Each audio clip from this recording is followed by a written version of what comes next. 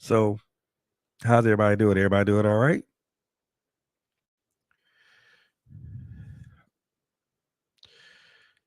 Glad y'all glad that y'all doing good, doing good.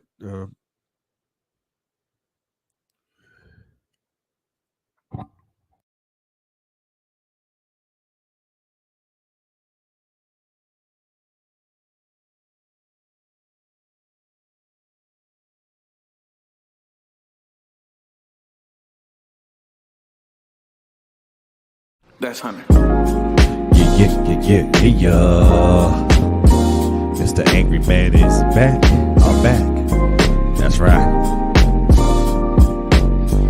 Y'all ain't know that I can rock like that. Y'all ain't know that I can rock like that. Nah. Y'all ain't know that I can rock like that. Y'all ain't know that I can rock like that. Yeah. Listen. Y'all ain't know that I can rock like that. Y'all ain't know that I can rock like that. Y'all ain't know that I can rock like that. United we fall, divided we rise. That's all they ever see when they look in our eyes. I ain't the least bit surprised, and I don't even ask why I study. Looking for love and all we get is despise. They proper lying, what? Meaning they falsely prophesying, talking about we really living, but we steadily dying. Tired of mothers crying and fathers silently raging. There's gotta be a way to escape this situation now. Yup. Come on. Verse 2. We search for brighter days to escape the maladies, giving homage to the folks that passed away. I speak life with the words I say, and that's the weapon I use to keep the evil at bay. I don't play when it comes to mine. My rhymes speak of a revolution. This time it's by design, and I'ma drop these deposits. So if you scared, take your ass to the closet. Why? Let me tell you this. Let's go. I got one more verse for you. Get them off of that verse. Listen to me now. Verse 3. I drop gems, representing lugs and Timbs with backpacks. I got props like Black Moon, they want effect like Daz. I'm pouring mic like Nas. I'm the southern playalistic cat that beat them odds. I'm coming out hard. We coming out hard. Yes, sir. Y'all didn't know that I can rock like that. One time for your mind, representing for the deuce. That's right, put it down for the deuce tray. Let's go, Mr. Angry Man. Haha. Peace.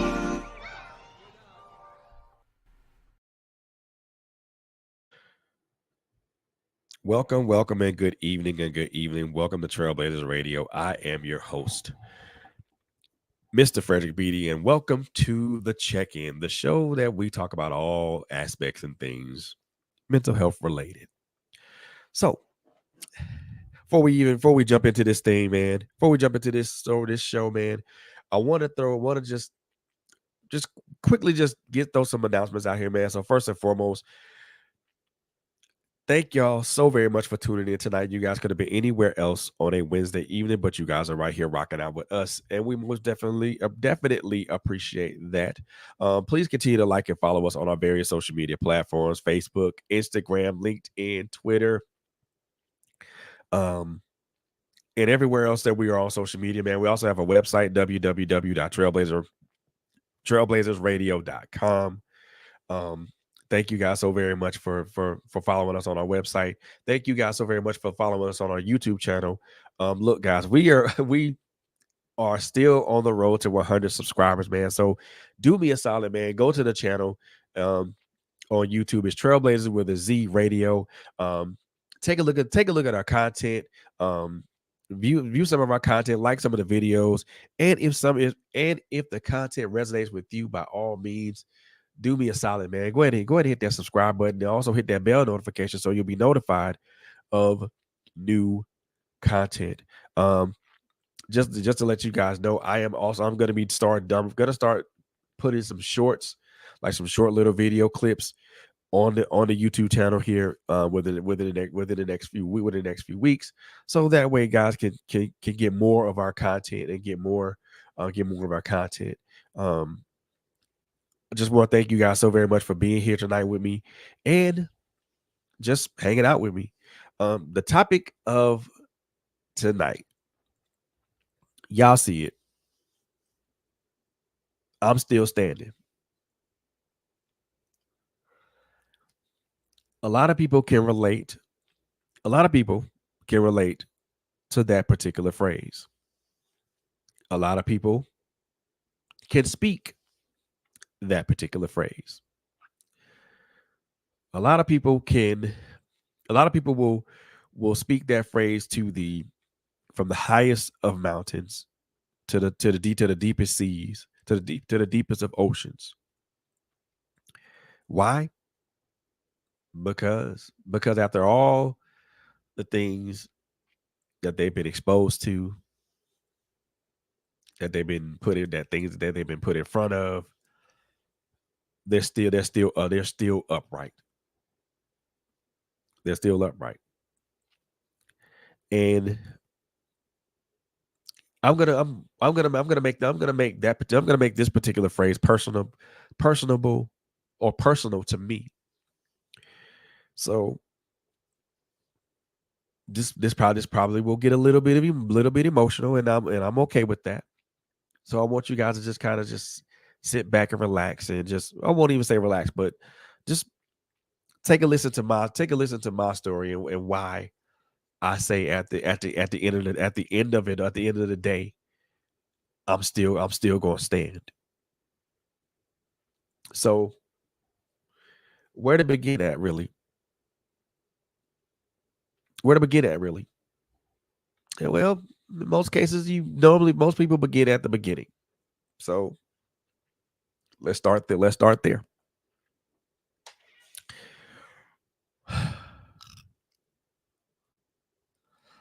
I'll say this about my childhood: was a very, very great was a very great childhood.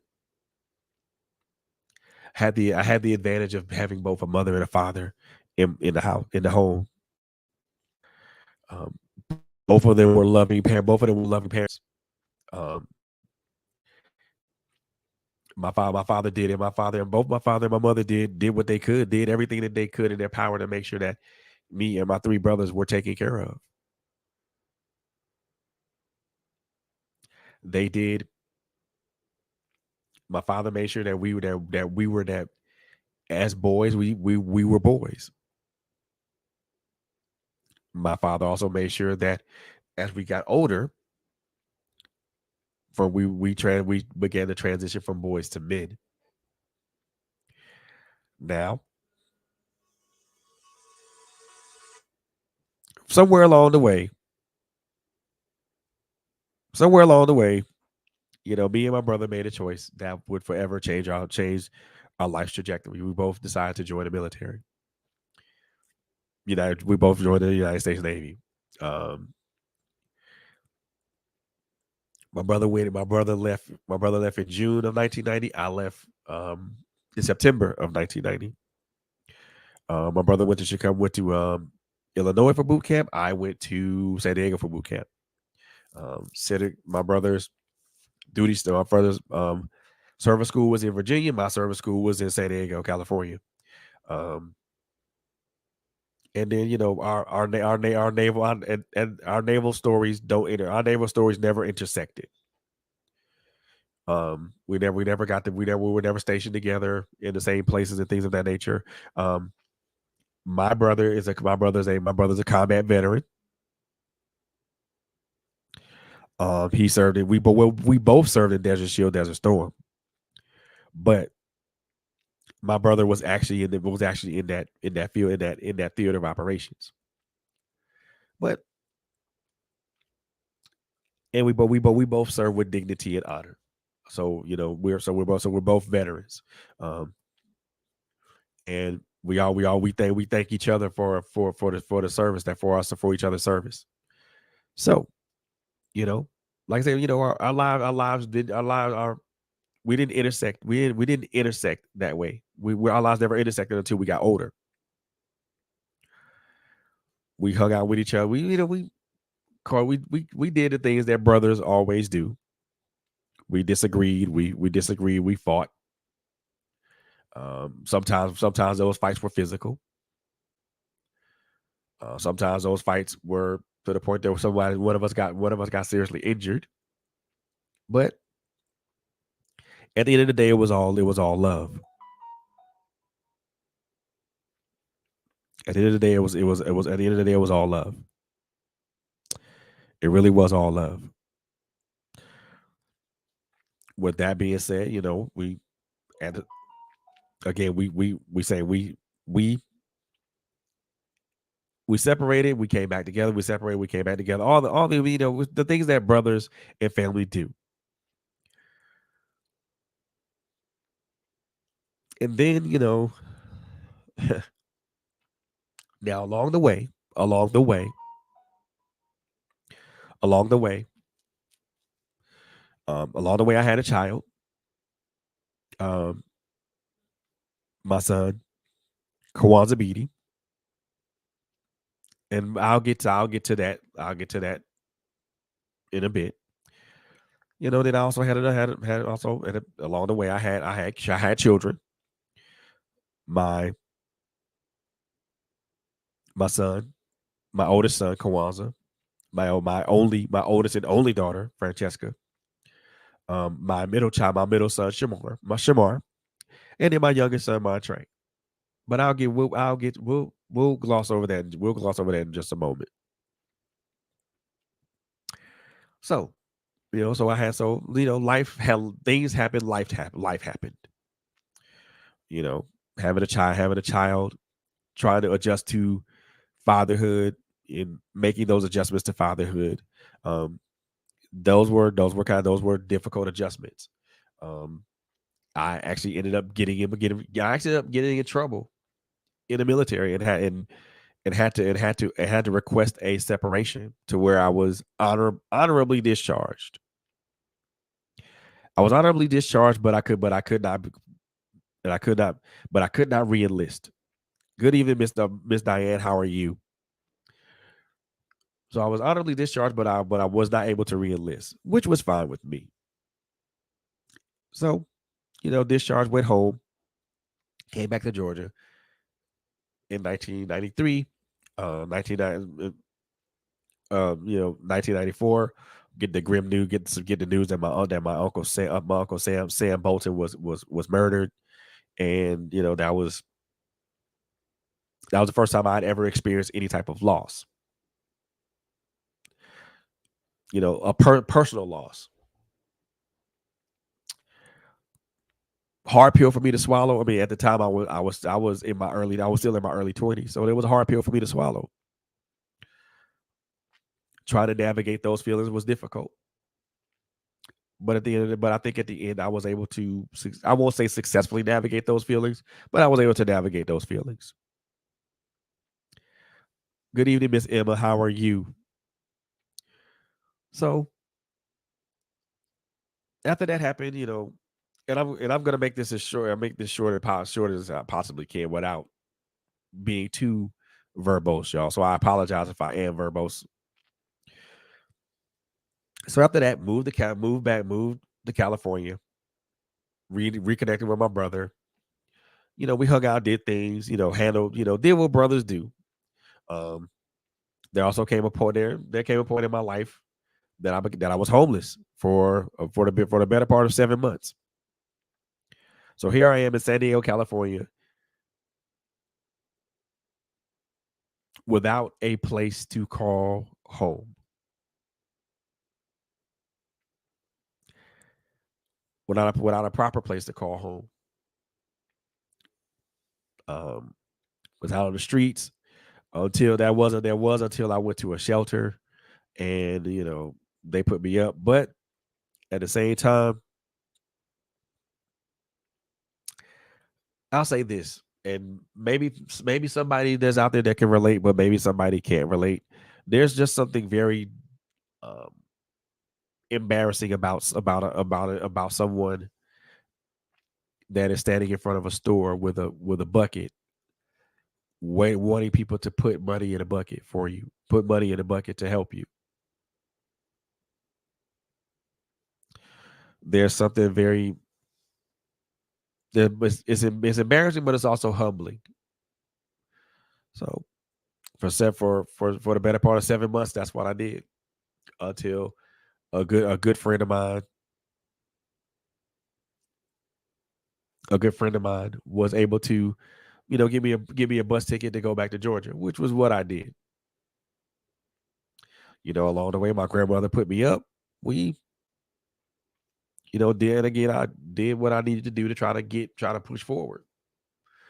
There also came a time where I also burned bridges.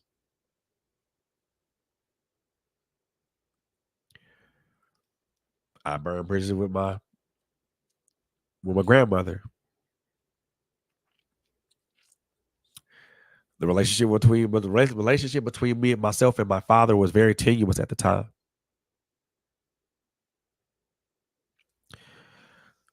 And the reason that the relationship between myself and my father was very tenuous was because my father had remarried and was in a relationship with another woman.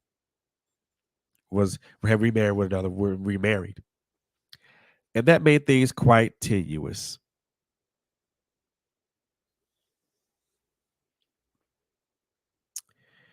And there was a big rift between myself and my father for quite some time. I was very angry. I was a very angry young man. Very short tempered young man. I felt like this person was the what felt like this the person that my father married was the person that had caused my father and my mother to no longer be pregnant, no longer be together. And we'll get to that in a little bit. So a lot of anger, lot of lot of hurt, resentment, a lot of things that went down. A lot of things happened. So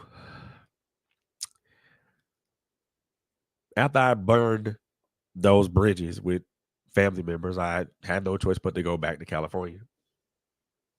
Lived in San Diego for a while. Was doing pretty good. Doing pretty well for myself. Couldn't can't could I can tell you that I was doing well, doing very well for myself. That is until let's see. That is until around August of 1997. The years of 1997 and 1998 were years that would kind of forever kind of change. I won't say change my destiny, but change a trajectory for me. So I put it like this, and I put this in short form, so that way I don't bore anybody. And I hope I'm not boring anybody with this. If I am, please tell me that. Please let me know, and I can most definitely shift gears. So 1997, met this young lady. Met this young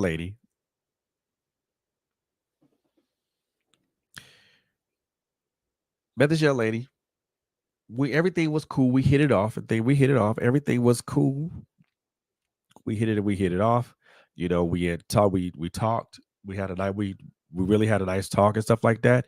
And we had decided that we were going to try to build something together.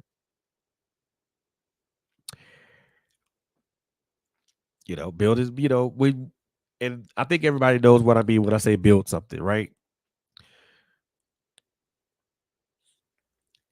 So here I was in Lompoc, California, which is several hundred miles away from San Diego, California, and at least an hour and a half away from um at least an hour and a half away from um Santa Barbara, California. So this is a small town, but a very vibrant town. So I mean, I got a job, got found employment there. It was again doing very well for myself.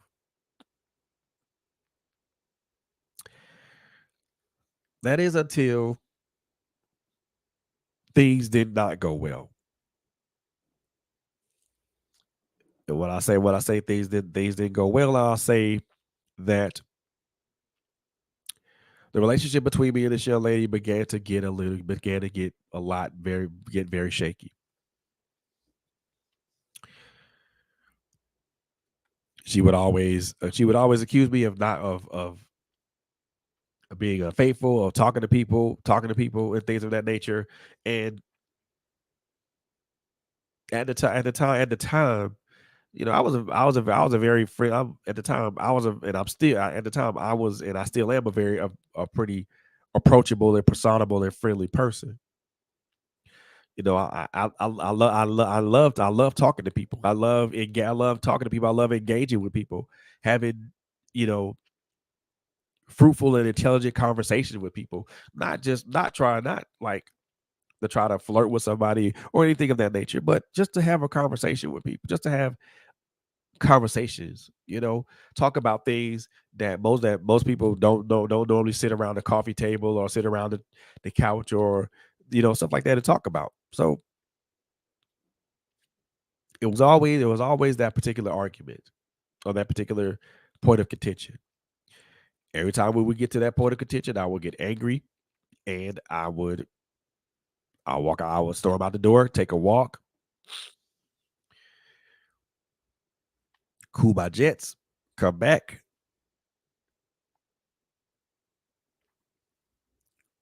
we talk it out, hash it out.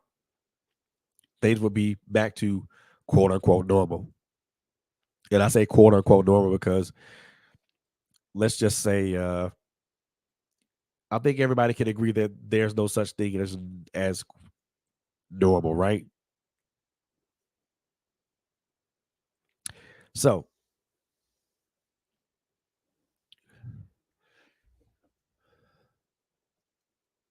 normally that normal I won't say normally, but at times that would be the routine. At times that would be the routine, right?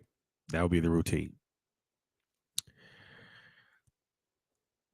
And I say at times because it wasn't always like that.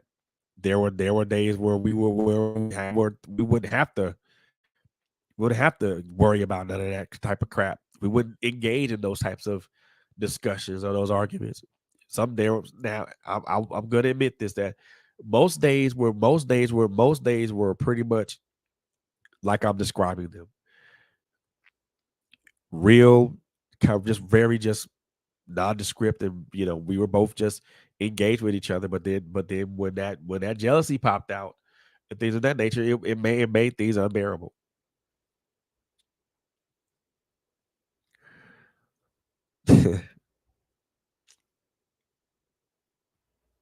one time, the one time it did, the one time, the one time in my life, I wish I just would have listened to my first mind. I really wish I would have listened to what my mind was saying. Once again, another argument about this, that, and the third. This time, still about me talking to females and all this other stuff, and I'm trying to let this person know that I'm not doing any of that. I hadn't done anything like that. So why don't you give a brother a break? Why don't you give a guy a break, right? Nope. Kept pushing the issue. And like I said, this was one of those times where I wish I just would have followed my first mind. You We can all agree sometimes your first thought, your first mind is your right mind. Because normally there's this thing that pops up in your mind or pops up in your heart that says, don't do nothing stupid. Hello, Miss Absent. How are you? So so like I said, sometimes you feel sometimes there are things in your first that thing that you get that little twinge saying, hey, look, uh, you about to do something stupid, so don't do it. I wish I would have I heard that voice, but I did not follow that voice. And as embarrassing as this is for me to speak it, I am going to speak it. I did something that I was not supposed that I was not supposed to do as a man. I put my hands on this. I put my hands on this woman.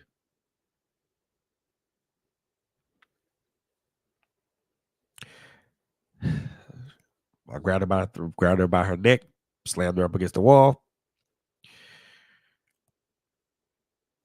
threatened her with a knife. She tried to take the knife away. It cut her on her head, left a very, very deep gash on her head.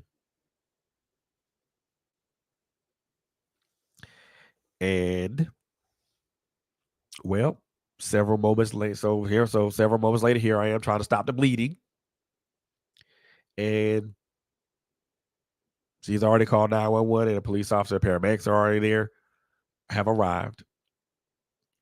They attend to her. I walk outside of handcuffs.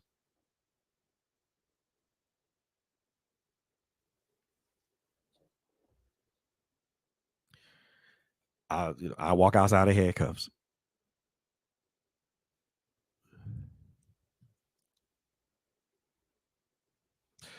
And right. So yeah. So I walk outside of handcuffs. And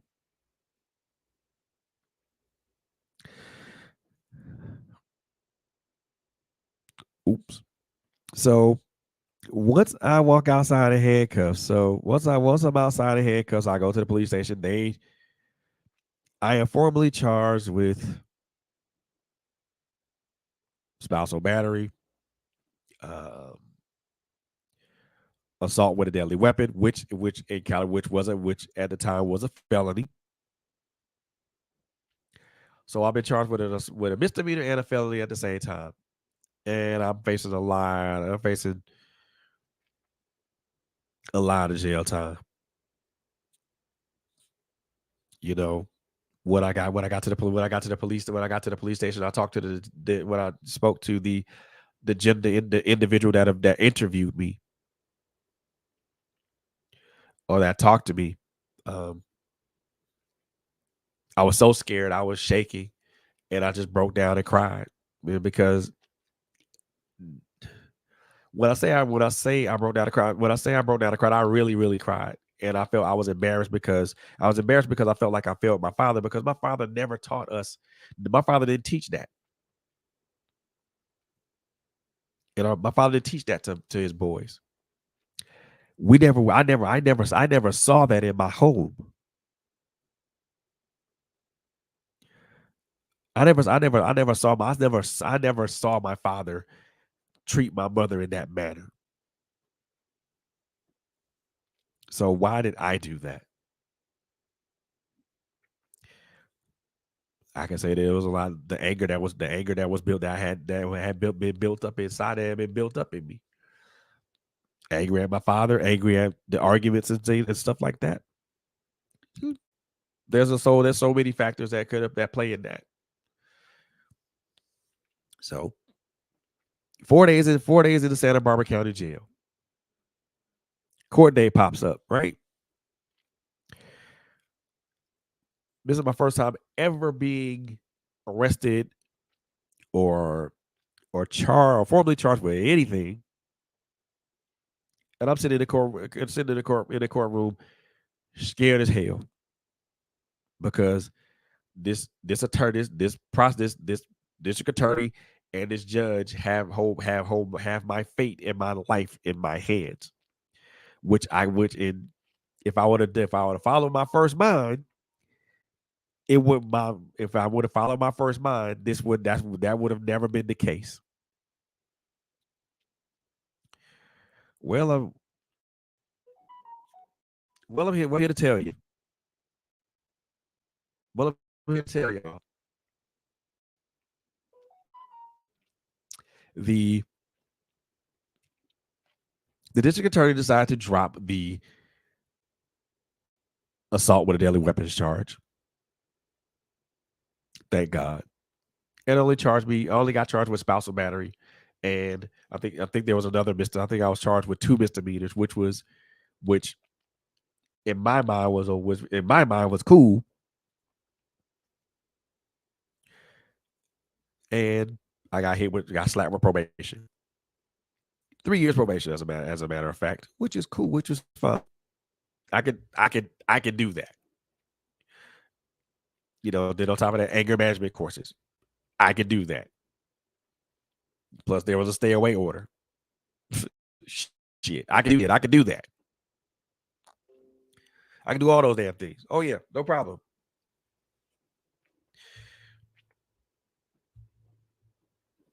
But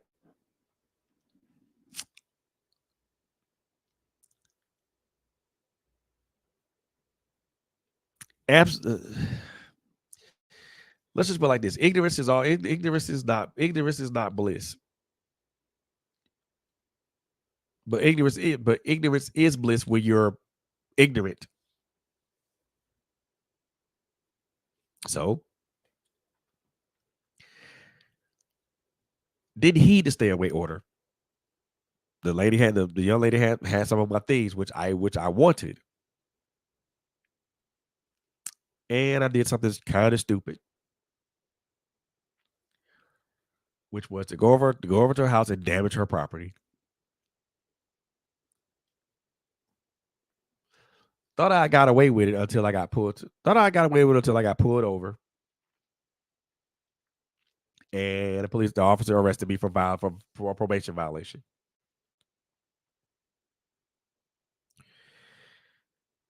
That's true, brother. That is true. That's why I don't do it. That's why I try my best not to do it, sir. That's why I try my best not to do it. So, violation of probation landed me right back in Santa Barbara County Jail for this time for 90 days. I'd already got credit for 4 days served, so literally it was only 86 days.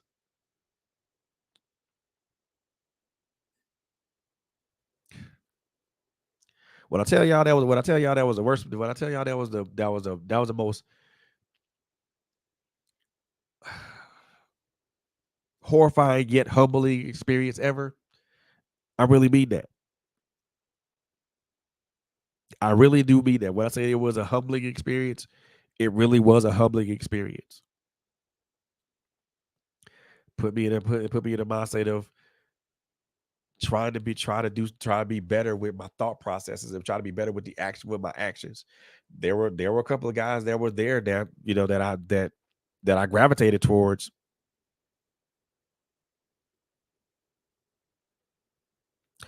Should have been these brothers said, to put me to accountability. You know what I mean? Put me to accountability. They told me that, when you get out of here, do better, be better, act better, think better.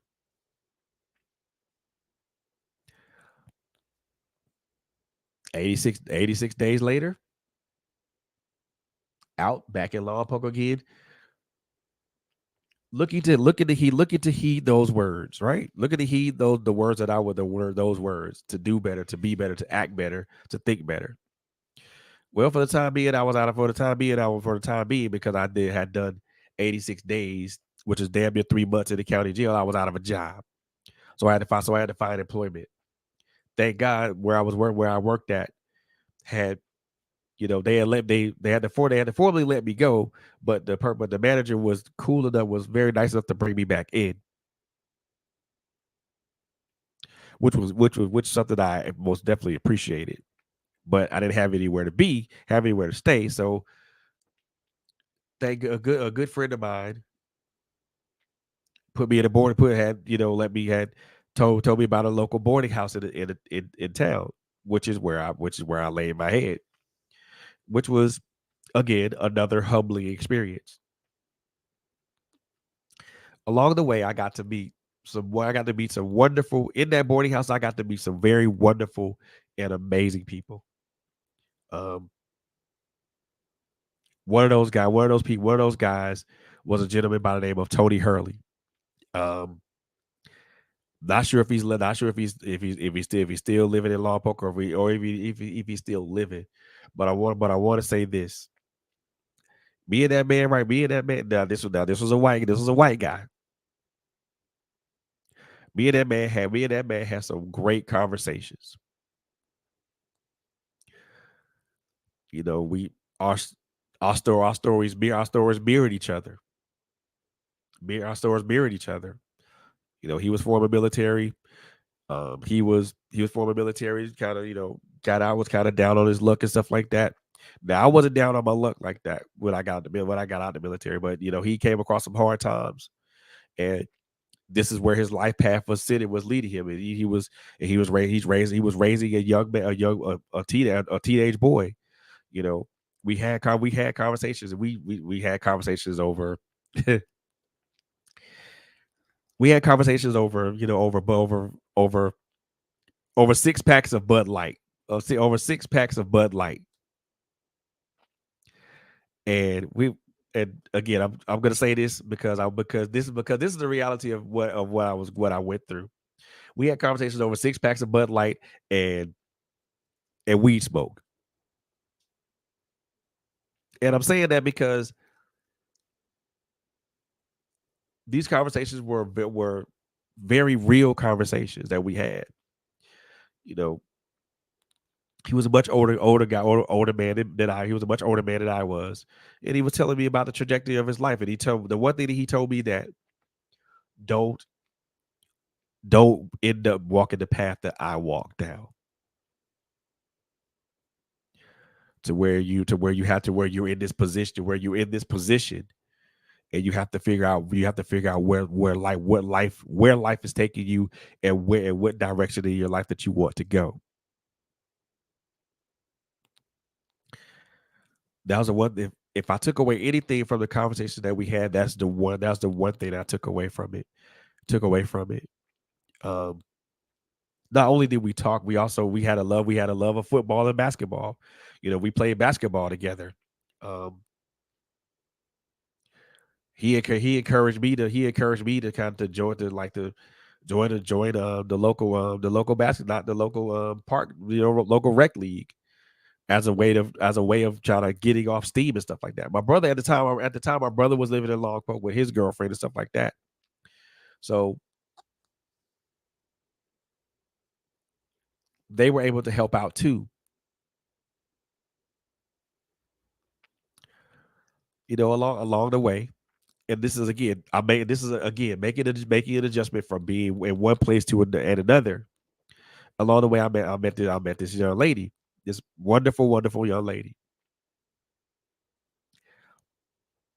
Came off as a very cool person, real nice and all that type of stuff.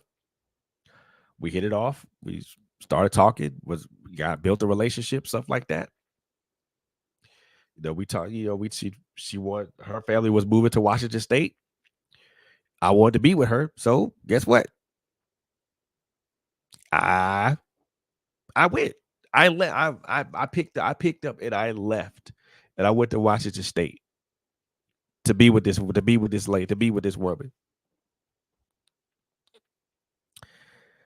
Little did I know that I had no idea of what I was gonna experience.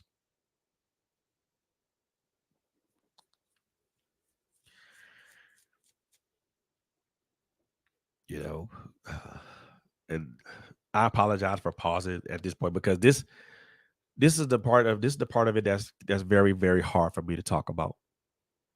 But I'm gonna persevere, and I'm gonna push through. Little did I know that I was going to be in a verbally, emotionally, mentally, and then and it graduated to at times physically abusive relationship.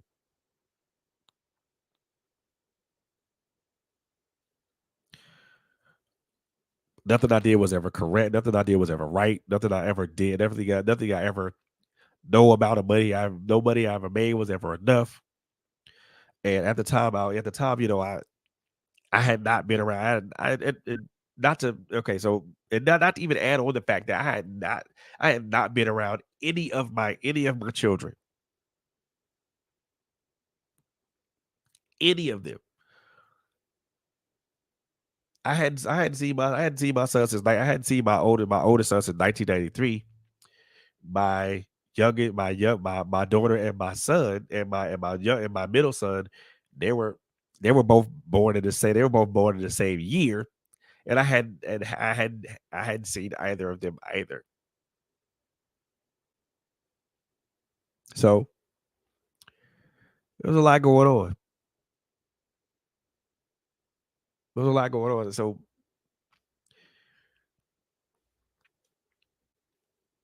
as I'm going through this relationship, things deteriorated.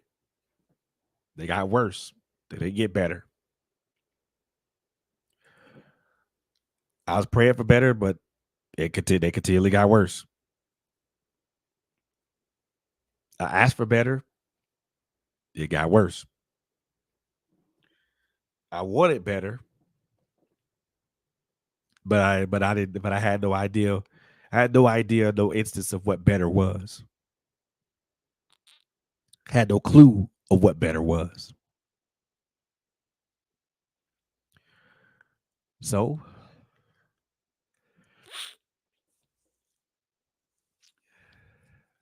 pardon me. So on a cold, dark, and wet Washington State night, I I grabbed my bags. Well, I won't say I grabbed my bags. I grabbed my bag and packed up all the things that I came into the relationship with, which was basically a a duffel bag and a backpack. All those things. Got all that stuff. Cut a hole in the screen door.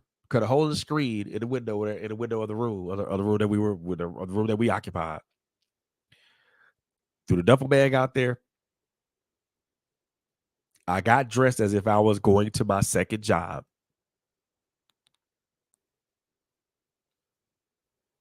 Put my slip through the back through my backpack on my back, and I walked out the door. Went around, grabbed the duffel bag, and I walked out. Of that apartment complex into the night, having no earthly idea of where the hell I was going or what the hell I was doing. After walking like maybe a quarter of a mile, I stopped and I closed my eyes and I prayed and I asked God to please just guide me to where I need to be. Guide me to the place that you want me to be. Took another deep breath. I opened my eyes and I walked. Scared as hell the whole time because I had no idea if because I was petrified because if they would have seen me, they would have pulled me over and and that would have been like that would have been it for me. You know what I mean? That would have been it. It would have been another argument, been some other things that would have happened. And I would at that point, I was not going to risk any of that.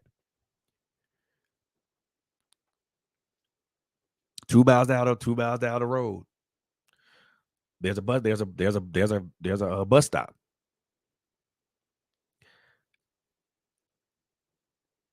He was as I was approaching, he was about to pull off, but he was about to pull off, but he saw me walk up and he stopped.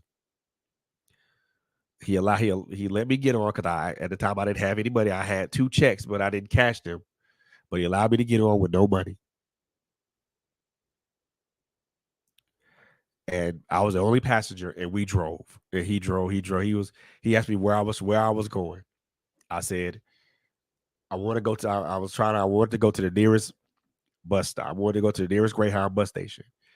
Now, at the time I was living in Federal Way, Washington. The nearest bus stop was in was in Renton or Seattle, where I don't know where it was, but the bus driver, because it's like I was this was the last bus, it was the last bus I was running, but he purposely diverted his path because he was going to the garage,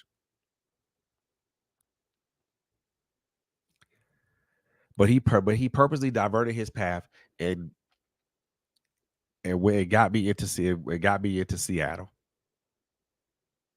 No, actually got me into Renton. I take that back. And I thanked him profuse. I thanked him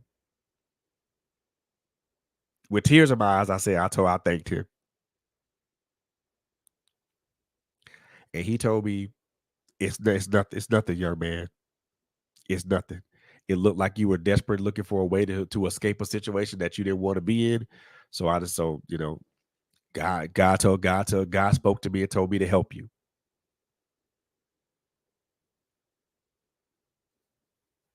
So here I am at the Greyhound bus stop. I bought a ticket.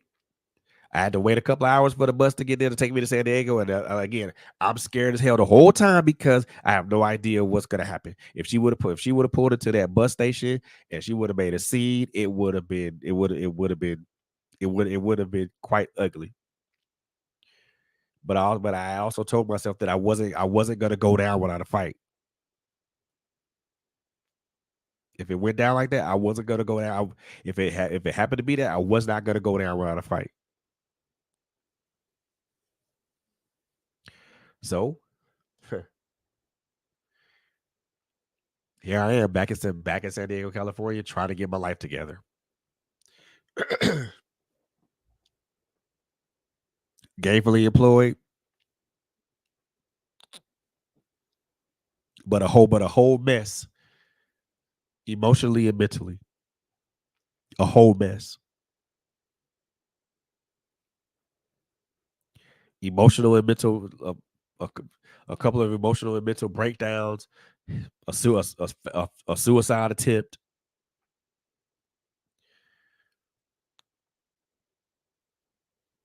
and my approach to being involved with women at that time was I didn't want to be involved. I didn't want to be involved with a woman. If I didn't want to be involved with a woman unless it was a sexual like it's a sexual encounter. That's all I really wanted. I didn't want the other things that came with that. I didn't want the other entanglements that came with that. I honestly didn't. If we weren't about sex, then I wasn't dealing with it. You know what I mean? I really wasn't. You know, um,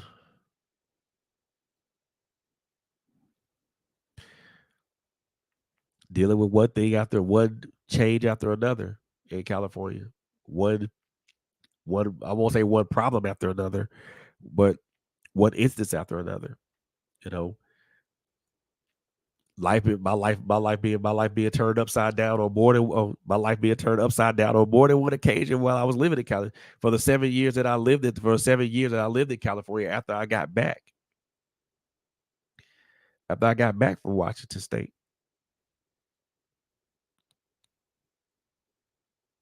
Well, I won't even say 7 years.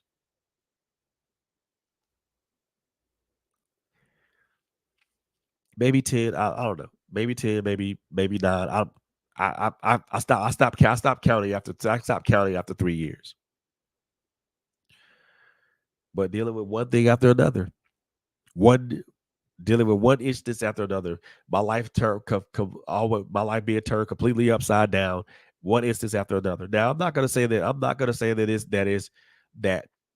the instances and the incidents that happened were the people were everybody's fault because they were also my fault as well. So at the time I had to realize that I had to take accountability for that. But that was that wasn't until a while back. That wasn't until way, way, way, way, way. So, life changes. I had my youngest son in 2001. Try very and then I was beginning to see. my my middle son, Shamar.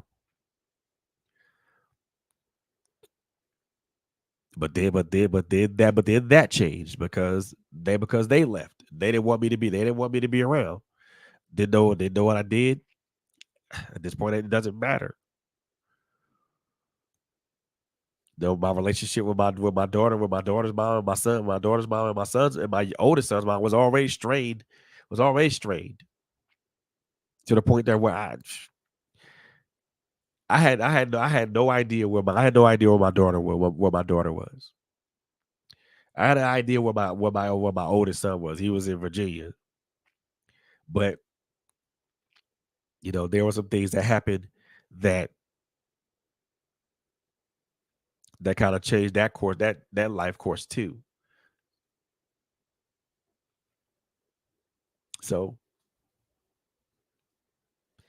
trying to be a father, trying to be a good man, and then again, and I'm not blaming anybody but me. My decision, my decisions cost me the person that I would cost me the person that I was with. They did. At that point, I had no other choice but to come back to Georgia. So in 2006, I left, came back to Georgia. Came to stay with my mom, my younger brother to get my life in order again. Y'all, so I want to ask y'all a question. Y'all are beginning to sense a pattern here, right? If y'all are, then that's good. So from 2006 up to 2000, 2011, something like that, somewhere around there. Everything was cool, wonderful. It wasn't cool. It wasn't always cool and wonderful. Got involved with a person. Got involved with a person. I let my heart get me in trouble.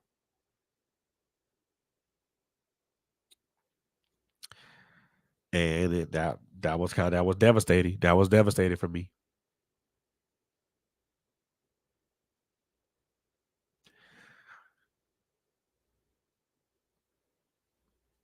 Not gonna say that there was a suicide attempt, because it was a failed one at that.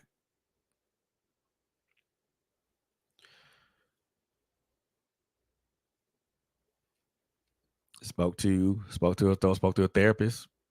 Kind of they diagnosed me as having depression. Put me on medication. Had to instantly come off of it because the medication made me feel stupid. Made me feel flat. So still now at this point I'm gainfully employed, and I'm working my way up through the ranks of where I'm working at and things of that nature. So everything so on the career front, everything is cool. Personal front, shaky. 2008. Well, 2000. Well, during that time, I got myself involved with a young lady who eventually in 2008 became my wife. Right. So we got married, and we started to go down this road called happily ever after, quote unquote happily ever after. Whoever said anything about the phrase happily ever after after you get married, and y'all gonna have to excuse my French real quick, because whoever said anything about the phrase happily ever after when you get married, and again, excuse my French, whoever said that was a fucking lie.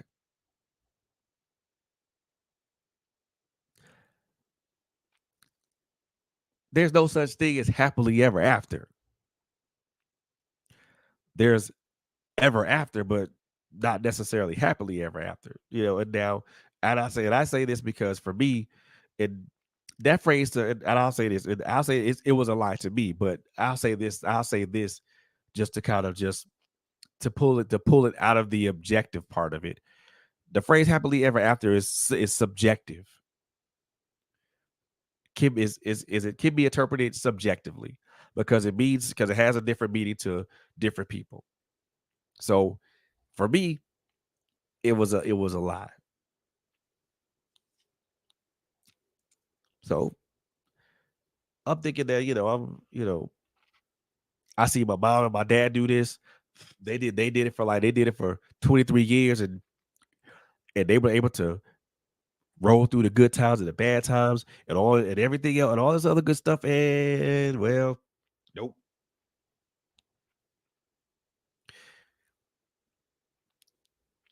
See, we I put like this. So up, so and I will say this, and I'm not gonna sit here and just say this to derail anything.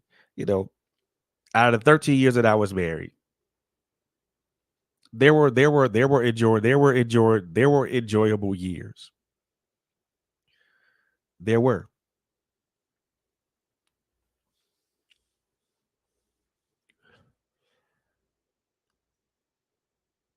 I think years 1 through 8 were despite all the things that we went through, all the challenges and the trials and the tribulations that we went through, were wonderful. They were great. I was able to reconnect with my son. We were beginning to have a relationship, albeit a very tenuous one.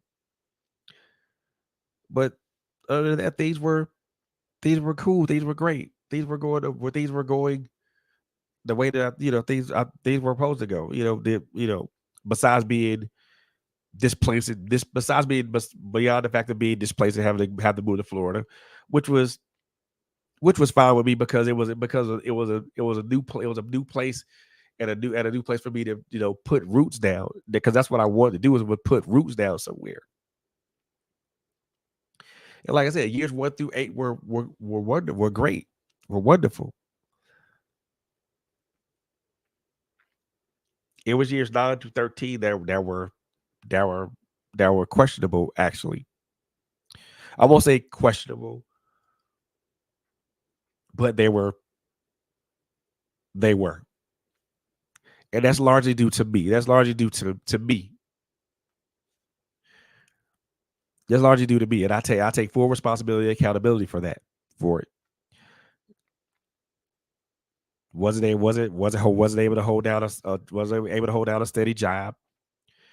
By if you looked at my resume right now, it probably read like a 300-page novel, and that's just being very honest. That's being very truthfully and brutally honest.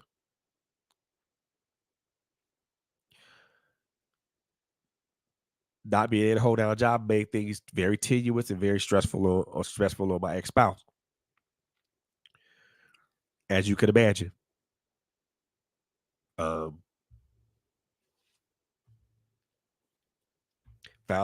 we found a church home. Got to get with some wonderful people, some wonderful people that were able to stick there. That were some wonderful people outside. Some wonderful people. Um, and they helped put me on a better path to try to be a better guy, a better man, a much more productive man.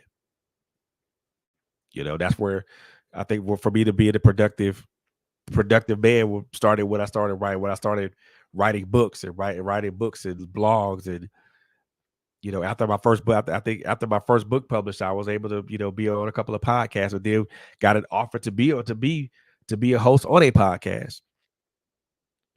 I thought that maybe telling a story, tell us that's when that's when uh, a broke the book the original book was called A Broken Circle. But then once I ended the contract with my publisher, I republished it, the Broken Chains. So I figured that I was on my way, right? But no. And again, I take full responsibility for the attitude and disposition that my spouse had. Not always, I wasn't always the person that fought with it, but sometimes I was the brunt of it. In most cases, I was more or less the peacemaker in the relation in our marriage. Because me personally, I didn't at that point I didn't want to argue. I didn't want to engage in negative conversation. If we weren't talking about trying to how to talk about how to make things better, then I wasn't going to engage in that. You know what I mean? So yeah. So and again, then we were displaced again, and I forgot what year. Well, I think it might have been 2017, 2018, and we were displaced for like maybe for the better part of 6 months. At that point, at that time, I was without a job. I I just um, left talking with a person at a tip agency that I still on good relations that I still had good relations with, and I think that's what I made it. That's what I made a second attempt. That's a third attempt, a third suicide attempt.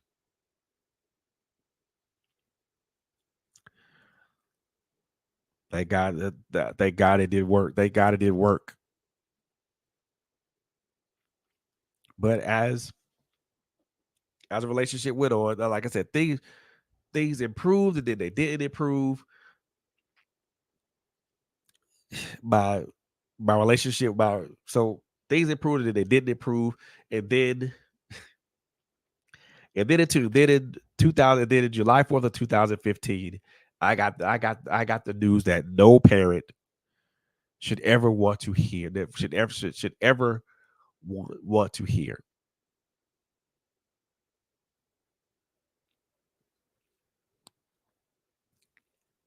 I got the news.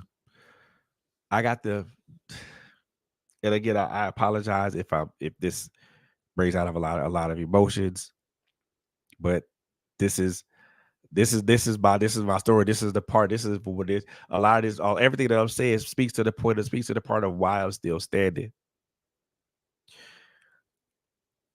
I got the news that no parent should ever want to ever hear. If you're listening or you're watching and you're a parent, these are words. This is a phrase you do not want to hear.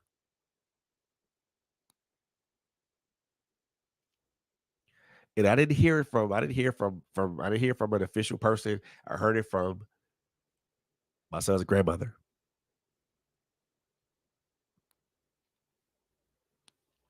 So before I even throw that, I'll set the stage a little bit for you. And again, I apologize to y'all if I'm boring y'all, but I hope that I'm not. Um, I just feel that this is this me telling this part is relevant, and I'll get to the reason why I'm saying it's relevant.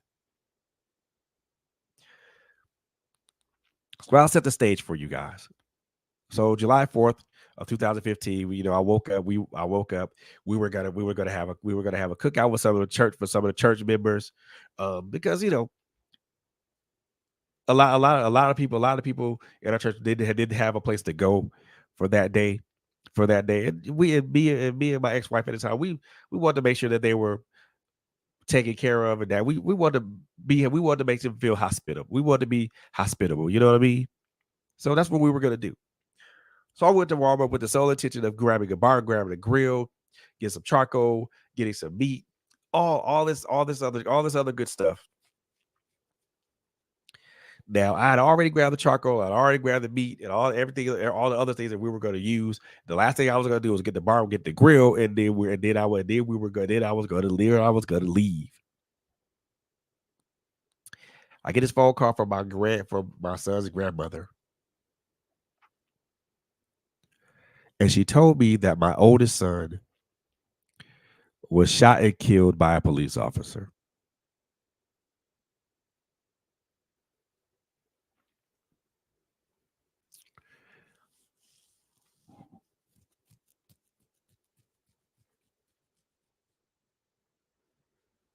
How do you how does one process that? How does one allow that to process? How does one allow that to process in their mind? How does one allow that to process in their heart and in their spirit and in their psyche? How does one allow that to process? Well, for me, I kind of sort of didn't at first. I kind of sort of didn't process that at first. I had to. I now the grill was in a box, so all I really had to do was just take it out and put it together, which was quite simple. But I was in a Walmart at the time. I literally dropped the box for the span of maybe like 30 seconds. I don't know how long it was. Maybe it was 30 seconds. Maybe it was 45 seconds. Maybe it was a minute. Maybe it was a minute and a half. I have no earthly idea of how long it was. But for however long that time span was, time just slowed down. Everything and everyone around me was moving at a crawl.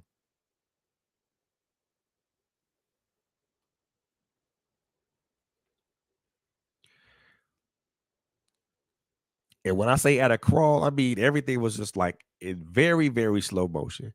People that were behind me, people that were walking beside, I walked, that were walking to the left and right of me were passing by me at a very, very slow clip. So for however long this was, like I said, it was, I don't know if it was 30 seconds, I don't know if it was 45 seconds, I don't know if it was a minute, minute and a half, I don't know. But I know that everything had slowed down to a crawl.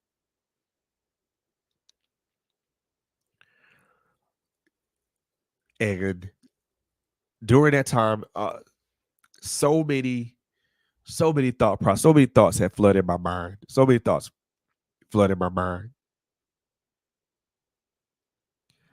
Like, and I can't, and I honestly can't tell y'all what thoughts were running through my mind at the time because I'd have no idea. Once that time just like elapses, everything just kind of just reverts back to normal. And I'm just right there I'm just standing there transfixed. And then I realized, oh, and then I didn't even know, I didn't even realize that I dropped the grill until I looked down at the floor. Until I looked down at the floor. Like, damn, that's the grill. Pick it up, put it in the cart. I go to the register and I, as calmly as I can, I check out.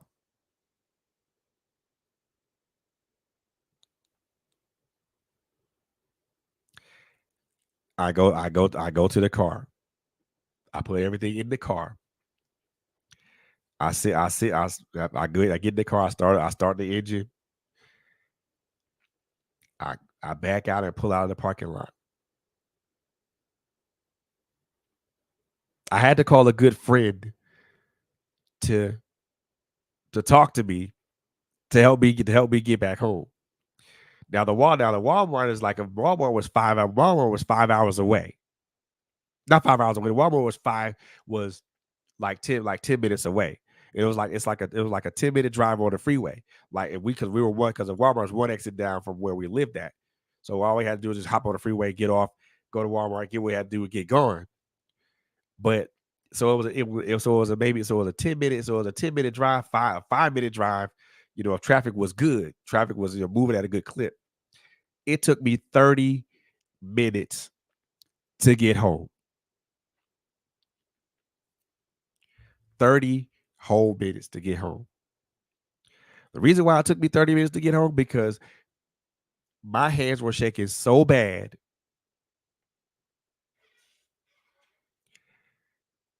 My hands were shaking so bad. I was afraid that I was going to get into an accident. I had to pull over several times to make sure that my hands didn't shake and I was stable and my hands were stable enough to drive.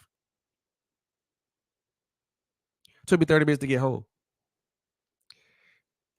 I get to the apartment complex, I pull in. I didn't take anything out of the car just yet. I, I walked in as calmly as I could. Mind you, as calmly as I could. I told my ex-wife that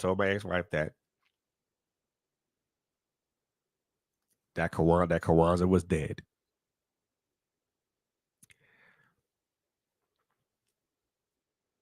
I told the kids that Kawanza was dead.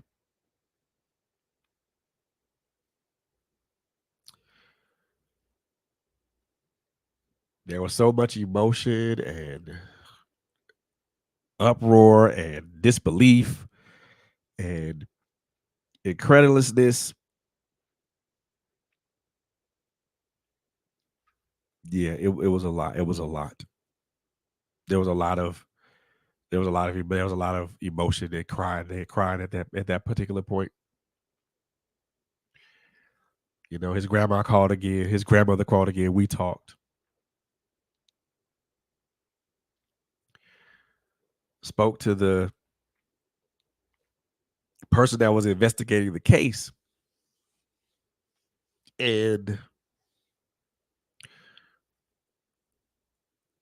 he angered me and he spoke to me in a very condescending tone. As if my son was a troublemaker. It's again, excuse my French, and shit like that. But and I'm gonna be this is I'm gonna this is on the level with everybody here that's listening and watching. But all the trouble that my son got into was in Georgia. He had a record in Georgia. He didn't have a criminal record in Virginia. However, the first thing that they throw out there in the news and all this other bullshit that he had a criminal record. He had a criminal record in Georgia, but not in Virginia. What the hell? What the fuck, man? So you're criminalizing my child. Y'all shot my kid. Now y'all criminalizing him. The hell's wrong with y'all? You know, truth be told, um,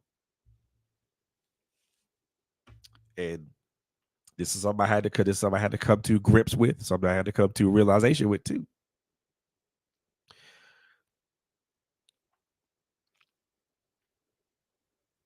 And this is just me being extremely honest with everybody here. My son wasn't a bad person. He was a young man that was finally trying to get turn his life around. He had finally decided to make a 180 degree turn. He had a kid, he had a child on the way. He was looking forward to being a father.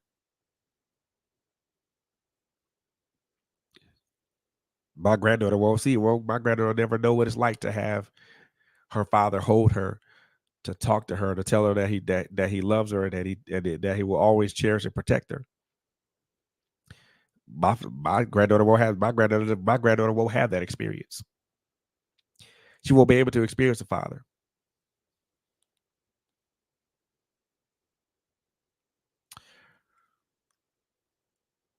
After all the ballyhooing after all the ballyhooing, the funeral was on July 13th. My birthday was on July 12th. That's when the viewing was. Worst fucking birthday ever. Cause I had to celebrate my birthday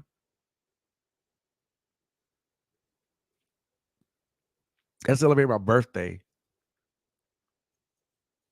looking at my dead child.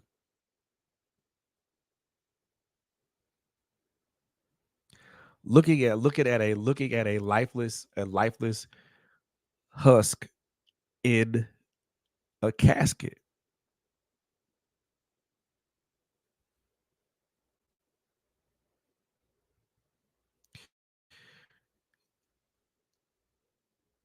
And it was it was devastating for me. I can't even tell you kid couldn't even put the emotions in the proper words.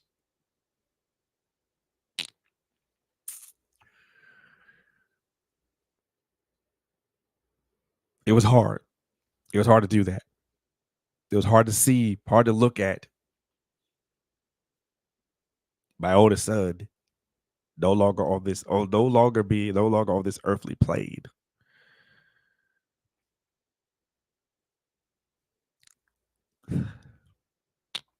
The following Monday, the funeral came and went. And I'm gonna be very, very honest with y'all. I'm just gonna be really, really honest with y'all. I was there in body, but my mind and my spirit was somewhere else. I am not even gonna front. I am not even gonna front with y'all. I was there physically, but my mind and spirit were like was somewhere in Zimbabwe. So was somewhere in Timbuktu or Zimbabwe. Zimbabwe. I ain't gonna even front with y'all.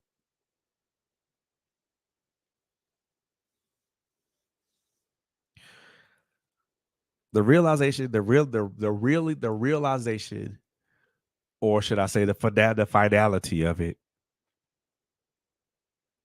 came when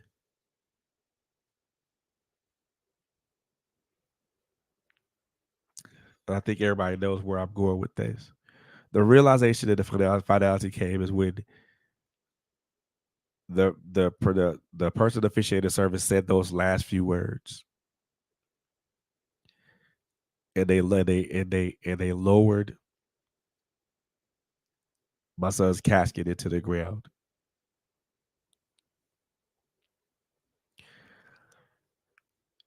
His mother broke down. His mother broke down. I'm standing there at a loss for words or anything that I could even say to comfort her. But like, but tears are streaming out of my eyes. As I have no, and there's no way, there's no words that I did. There are words that I want to say in my mind. There are words that I want to say in my mind, but they won't physically come out.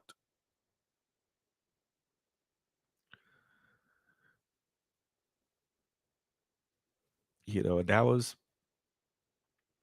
hard. Not to be now the and to compound that, you know, in September of the same year,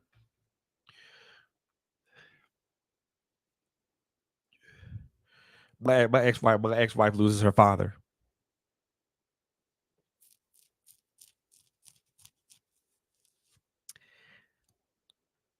So now there's two things that we got. There's two losses that we have to deal with. I just lost my kid. I just lost my child 2 months ago, 2 months prior to that, and I'm still trying to process that. And now my ex-wife just lost her father, and now I have to help. Now I have to push aside. Now I got to push aside what I push aside my grief and help her get over the hump.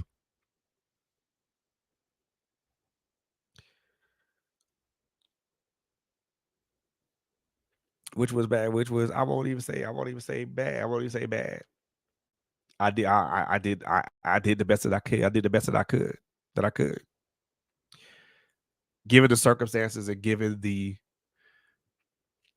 emotional matter, the emotional parts of it.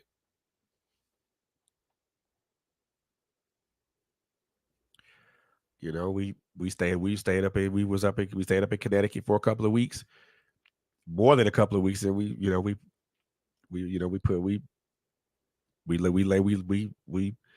said our goodbyes to a great man, just like I said our goodbyes to a great son, despite all the things that we had all the turmoil that we went through to at least establish some sort of relationship.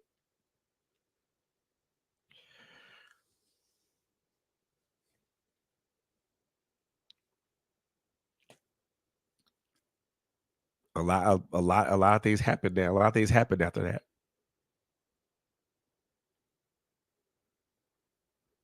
I was angry. You know, I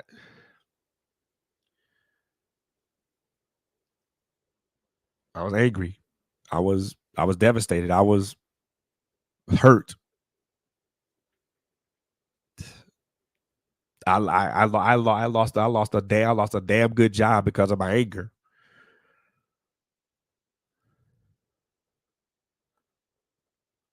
And that was the beginning of a downward spiral for me. I lost a damn good job because of my anger. And it seemed like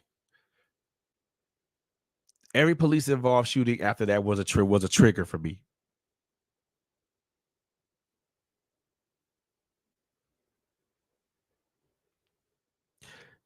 I ain't gonna lie. I ain't gonna lie. I'm not gonna front. At times, I won't even say it. I ain't gonna lie. I still get triggered.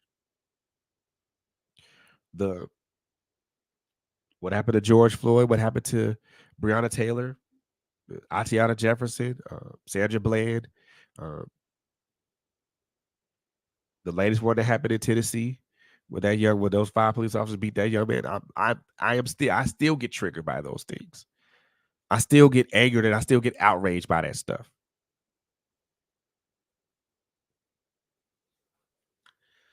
Now I'm dealing with, not only am I dealing with depression, now I'm dealing with anxiety, and then on top of that, now PTSD. I wasn't diagnosed for the anxiety and the PTSD until 2020.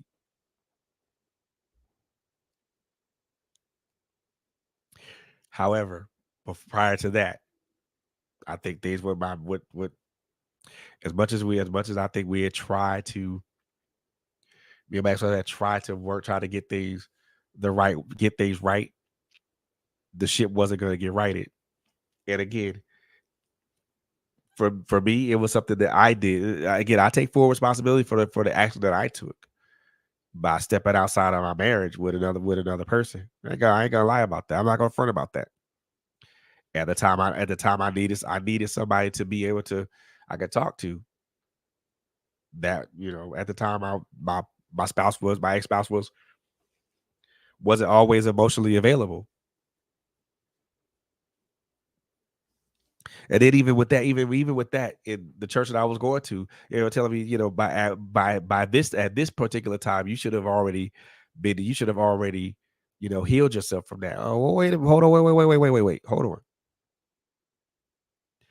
Grief doesn't. If last I checked, grief don't have a damn time limit. So why the hell are you putting limits on my grief, or my grieving, or better yet, my grieving process? Who died? Who the fuck died and made you God, right? But that was the thing. You should have been over this by now. You shouldn't be angry at God for this. Who the hell am I supposed to be angry? Who the hell am I supposed to be angry at? I'm already angry at the police officer that shot that fucking killed him. And I haven't gotten an apology for that. I ain't got an apology. I haven't gotten an apology for that. Nor at this particular point, what, 7, 8 years later, nor in after 8 years now, damn near 8 years, nor am I expecting one. I got a half-assed explanation from the interim police chief, And I didn't even get a response for the Commonwealth's attorney, which is and again, all these things are okay with me because guess that lets me know the character of people. So I wasn't expecting any type of sympathy or anything like that from these people. But what I was expecting from a church family and people that knew me was some form of understanding. Now there were people that did understand what I was going through and understood what I was going through and prayed for me and prayed for me and kept me in their thoughts and kept me in their prayers. But there are some people who just did not give a damn.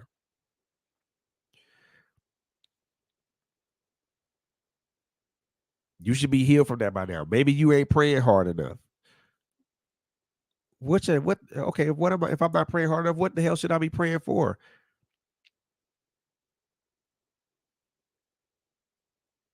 At that particular point, I just wanted somebody to understand where I was coming from. All I really wanted was somebody to really wanted somebody to speak, so somebody to hear my voice and allow me just to be vulnerable for a moment.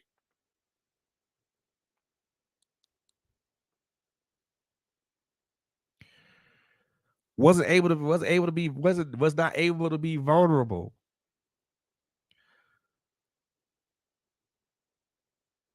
Kept all that shit in. Kept all those things inside. Didn't say anything to nobody about it because get but didn't say to nobody about it because guess what? No, I felt that no at that time nobody gave a damn.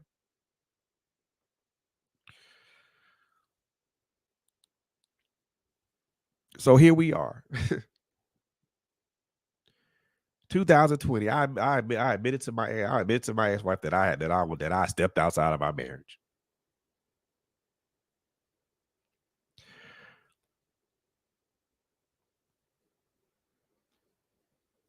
Funny thing about it, I won't even say the funny thing about it. It happened. The funny thing about it happened 4 years prior, and I made the mistake of I made the mistake of not admitting it then, and I should have admitted it then. Should have admitted it then. Maybe it would have changed the the direction of that relationship, but maybe it would have, which is fine. Which is fine. I'm happy. I'm happy with the direction that is. I'm happy that the direction it took.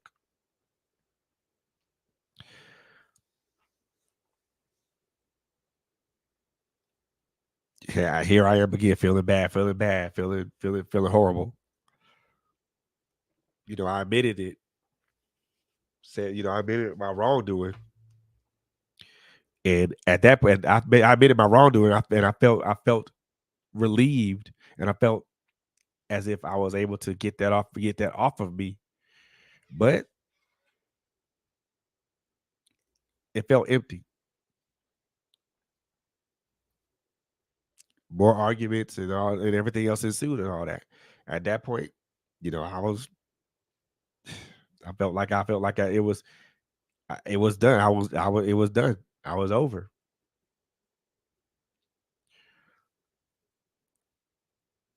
She ex-wife was in Georgia hanging out with chilling, doing what she had to do with people that she knew and she cared about, stuff like that they cared about her and all that other good stuff. So 2020, there was my fourth suicide attempt. This time I tried to hang myself, and that did not work. I'm sitting here, so I'm laying down after the two belts I tried to hang myself with broke, and I land flat on my damn back, and I'm sitting there crying and asking God, what the hell do I need to do to get up to be up out of here to be up out of here?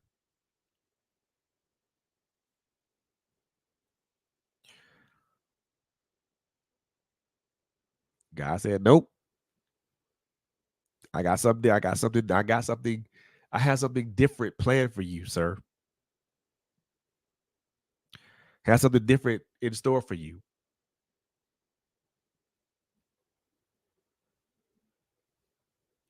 Your present and your future is gonna be way better than your past.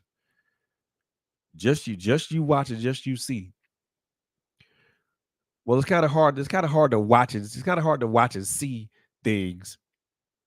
It's kind of hard to watch and see things. We got where you have where you. It's kind of it, and I want to I'm gonna slow this down because I want. First of all, I want my brothers to I want my brothers to hear this, but I also want my sisters to hear this as well.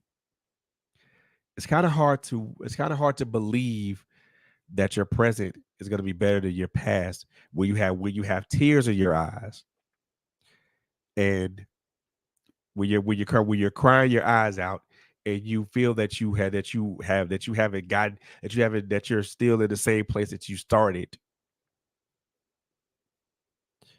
or that you feel like no matter what you're gonna you will you feel like no matter what either you're going to be continually hurt or you're going to continually hurt people.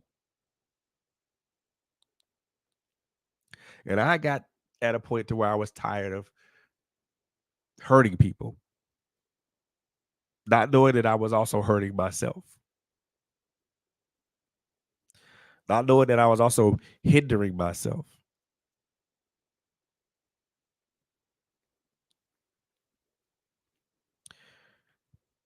At that point, I made it up in my mind to say, look, whatever this is,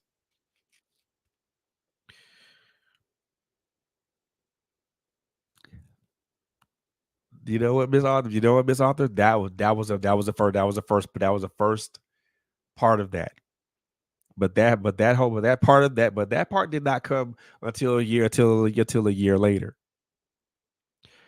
Well, but before that, I decided I was going to do. I had to do what I had to do what's best for me. Because if I did it, because if I did not, because if I didn't do, because if I did it,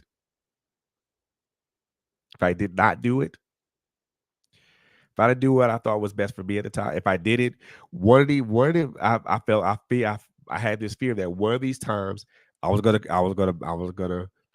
make a suicide attempt and it was gonna be successful. And at the time, I didn't want that.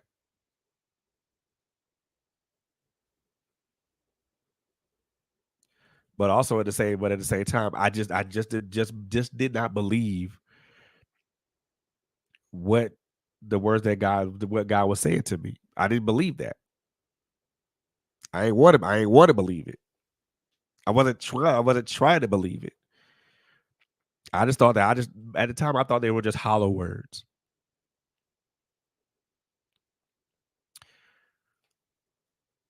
2020, I leave Florida, I come to Georgia. Once again to try to put the pieces of my life back together.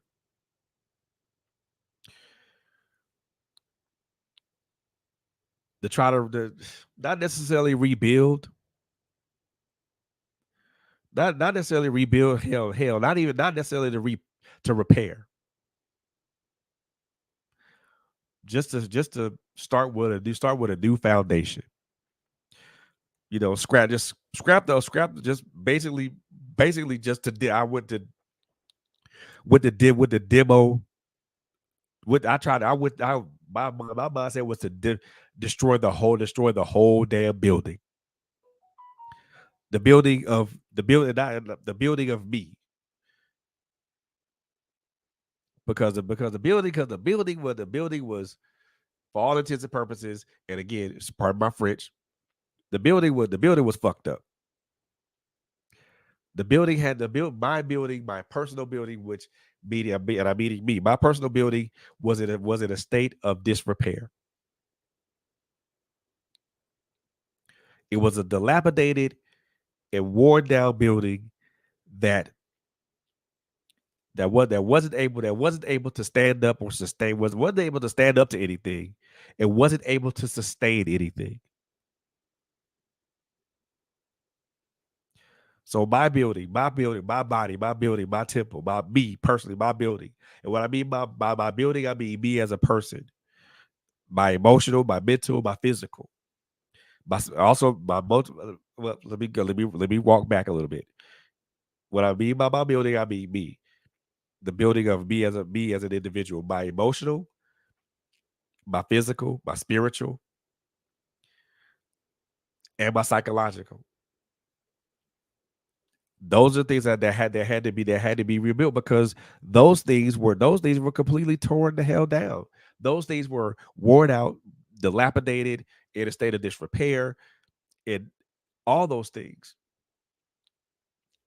And at the time at the time and in my thinking process, it wouldn't have served no purpose to to to put new wood and new sheetrock and do electrical wiring and do HVAC and all this other stuff into an old building because it doesn't work. It won't work. Just like what the Bible says, you can't pour old wine in new wineskins because they'll burst. So for me, I had to literally destroy my whole building.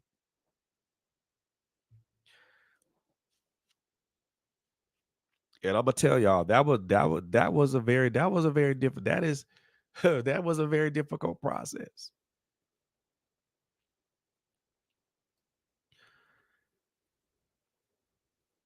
Can't tell you how many times I sat in the room and cried. Can't tell you how many times I walked to try to clear my mind. Can't tell you how many times I felt like this was the wrong thing. This was a wrong idea. This was a wrong idea. This was the wrong thing. All and every other thought that crossed my mind.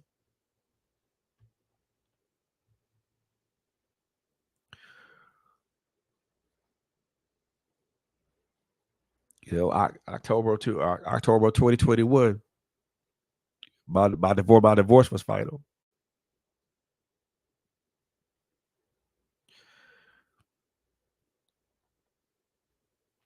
Felt like a felt I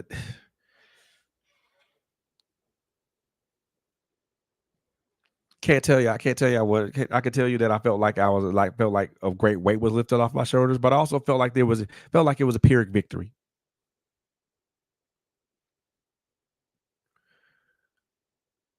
And it was a Pyrrhic victory. If anybody knows what a Pyrrhic victory is, you know that that's type of victory where no one's a winner, where no one's a winner and everybody's a loser.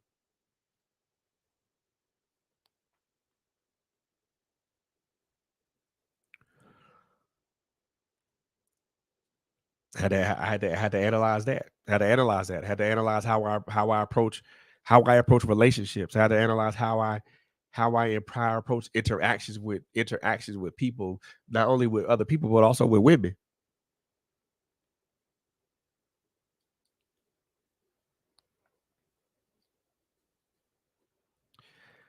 I had to learn to accept me first, and I'm still in that process of accepting me. And I had to learn how to get that process of loving me first, be putting myself putting myself in a position to where I can be who I am and not worry about the backlash or the consequence of me being who I am. You know, I thank God every day for the woman that God has put in my life right now. You know, a very patient and understanding woman, but she's also a woman that will hold me to accountability, which is something that is needed.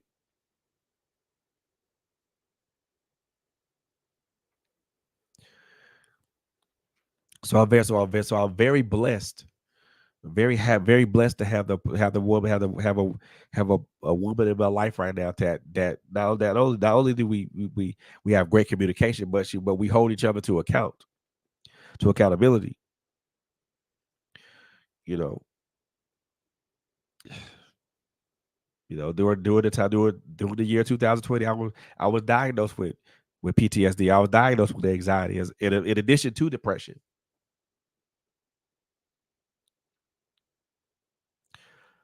And then throughout the years, it's 2023. Throughout the years, more people that I've loved, that I've cared about, more people that I've loved, that I've cared about, I've lost. I lost my paternal grandmother. I lost my uncle, or my uncle, my mother's brother.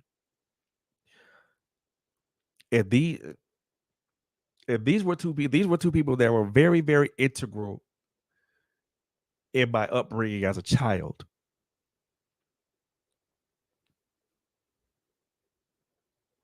I remember the days where I remember those Saturdays in the fall, where we went to go rake leaves and have a night, have eat, eat and watch college football, but also just be able to be kids and play in the leaves and stuff like that. I remember the time. I remember Christmas Eves over my grandmother's house, to where all of the family would gather at the home, and we would just have a great time. I remember Thanksgiving over my grandmother's house. I remember these things. I remember the times that I got to spend with my uncle when I was younger. My uncle Greg when he was younger. I remember the times I got to spend with my uncle Sam when he was younger. These men were very important in my life. They help form the type of man that I am. But in addition to my father and the men in his family. So I remember all those things. I mean, I lost, I will say that I've lost more people than more people. But I mean, I think we've all lost family members and friends along the way. Um, even recently, even recently, you know, I was helping my girlfriend Monica. She was dealing with dealing with the loss of a young man that she was very good, that she was very and had a very close relationship with, meaning that she knew this kid, she knew this young man, and this young man died for no reason. And then she's also dealing with the fact that she lost her nephew. I didn't know this young man personally, but I know he didn't have to die. I know he didn't have to leave this planet. I know he didn't have to leave this planet. Not for no humbug. So, and then, like I said, fast forward to today. You know, I'm still building my building. The foundation's up. The foundation is up. The electrical wiring is in place.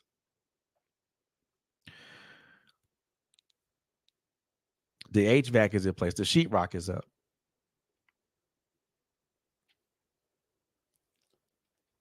So I'm getting there. And I know that I went the long way around to say this, but I want to set the stage for this first. Set the stage for it first. The reason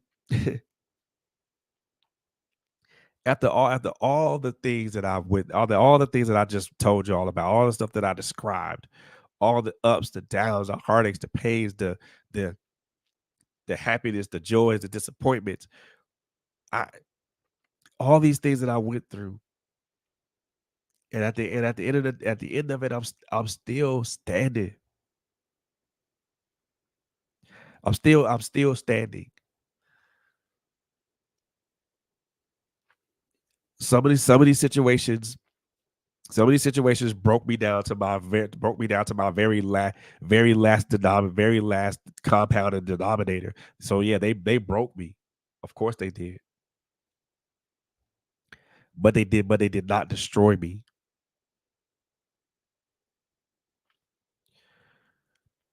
I'm still standing through the grace of God.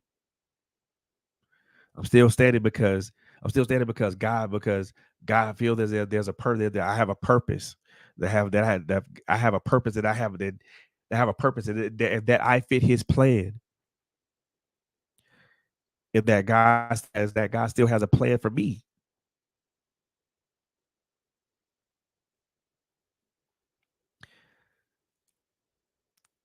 I'm still standing because God said no, not you, not today. And there have been so many times in my life that I wanted to quit, that I want to just that I just want to stop, that I just want to say, the hell with all this. I don't want to do that. I don't want to do this no more. I don't want to keep doing. I don't want to keep walking into the ring only to keep getting knocked down. My defenses is up. Everything like that. Man, I don't want to keep getting knocked down. But God said, nope. You are my chosen warrior.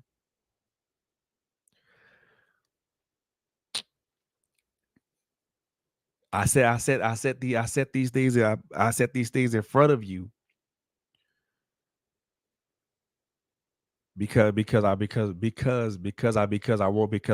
to because I want you to stand.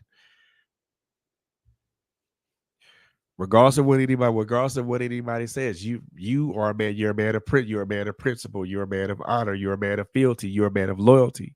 You're a man of respect.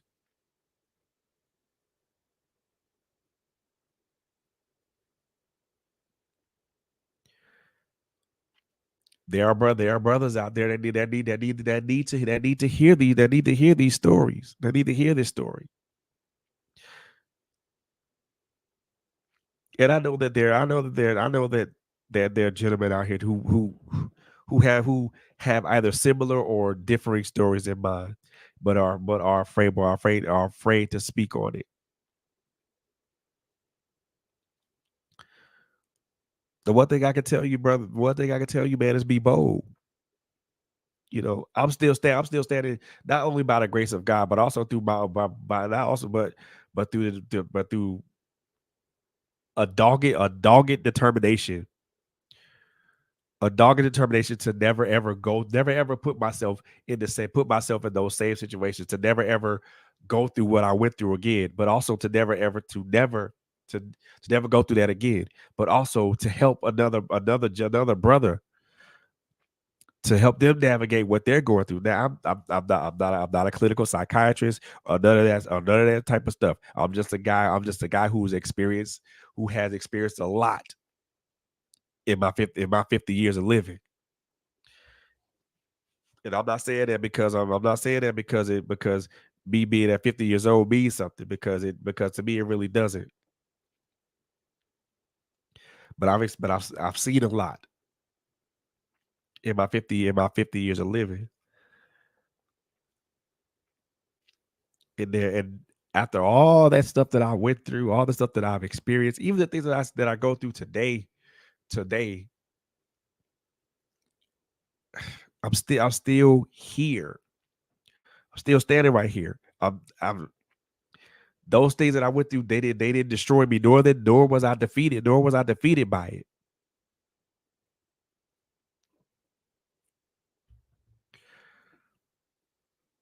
The best that I went through is a message for another brother.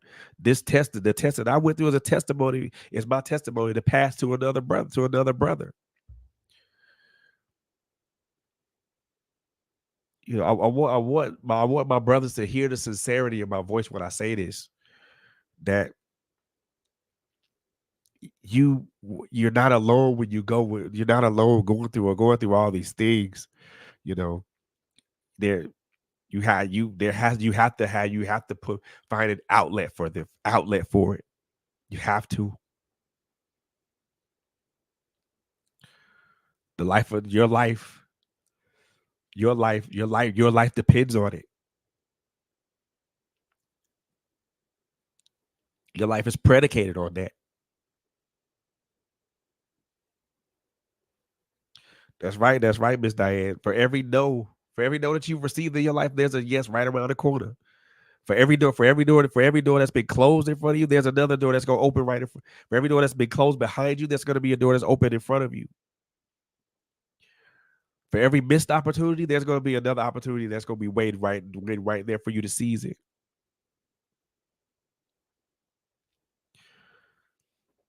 You have to be able to you have to just understand that where you've been, is it where you are? I'm gonna repeat that. Where you've been, is it where you are? I've been through so much trials and tribulations in life that I should have been out of here a long time ago. Honestly speaking, I should have been out of here a long time. I should have been out of here a long time ago.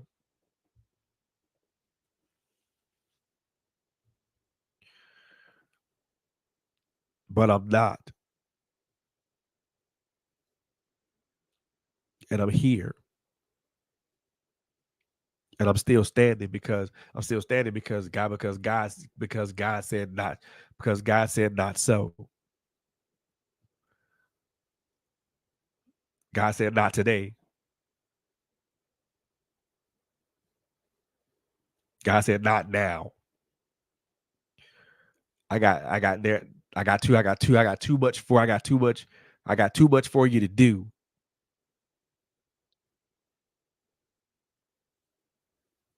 I got there's so many other men.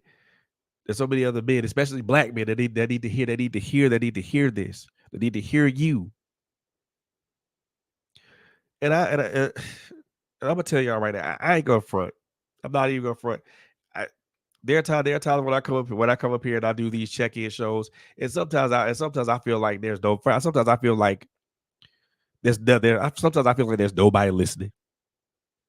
There's nobody interested in what I gotta say. There's nobody interested in listening and hearing my story and thinking that my story could help them get over the hump.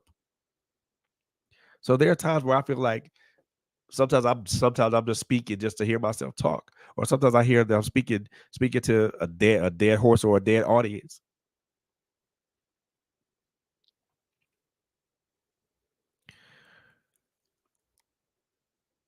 And I would probably be partway right. Or I take that back. I would more than likely I'll be incorrect in that particular assumption. The only reason I say that maybe what I'm saying isn't reaching anybody, because as I'm talking to you guys right now, I'm seeing I'm seeing who's watching and who's not. I'm seeing the number of people who's watching, things of that nature. So thank you, sir. Thank you, sir. I most definitely appreciate you being here. I really do. I really do hope that it helps, or that it has helped. So sometimes I get up here and I feel like sometimes I'm talking for a reason. I'm just talking to hear myself talk. Or sometimes I just feel like I'm talking because I don't know. Let me tell you, I personally don't like I personally don't like the sound of my voice. Me personally, I don't like the sound of my voice. So, sometimes I do feel like I'm up here talking to hear myself talk, or sometimes I feel like my message isn't being reached or being heard. But the one thing that I told myself when I started this platform, and I started this platform, and I started, I forgot when I started. I think it's October 14th of 2020. When I started this platform, I told myself that I was going to make sure that my voice was going to be heard. I was gonna make sure that what the things that I say have relevance. I was gonna make sure that what I talked about was going to be for the betterment of not only me, but the people that watch and that watch and listen. More importantly, I want to make I want to be I want to make sure my brothers that my brothers hear my voice, because beyond me. And again, this is just me being very extremely and brutally honest with y'all now.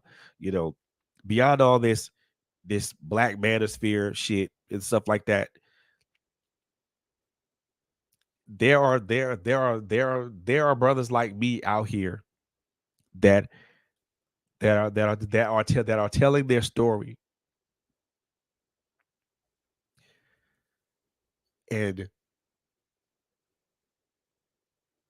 we're telling our story in the hopes that it reaches somebody, that it touches somebody,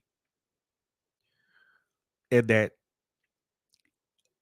they use our story to help better themselves and better their lives.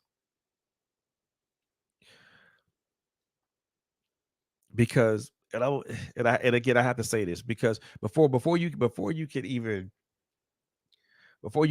go any direction about trying to be into some sort of relationship or anything like that, before you even do that, first you have to you have to have you have to seek and have balance within yourself.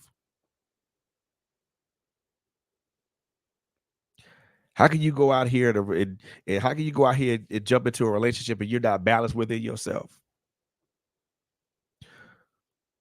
And yes, balance is a difficult act to do, but it is a doable act.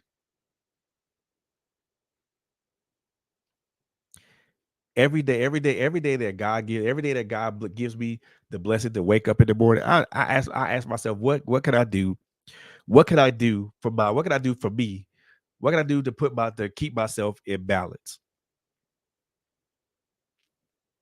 And balance doesn't have to be this even thing. It can be this, it can be that. But as long as the scale is it this, or is it this? You can be here, you can be here, you can be here. But if you're this, that means you're way out of whack. And honestly speaking, for me, everything is about balance. Looking for that right balance in myself.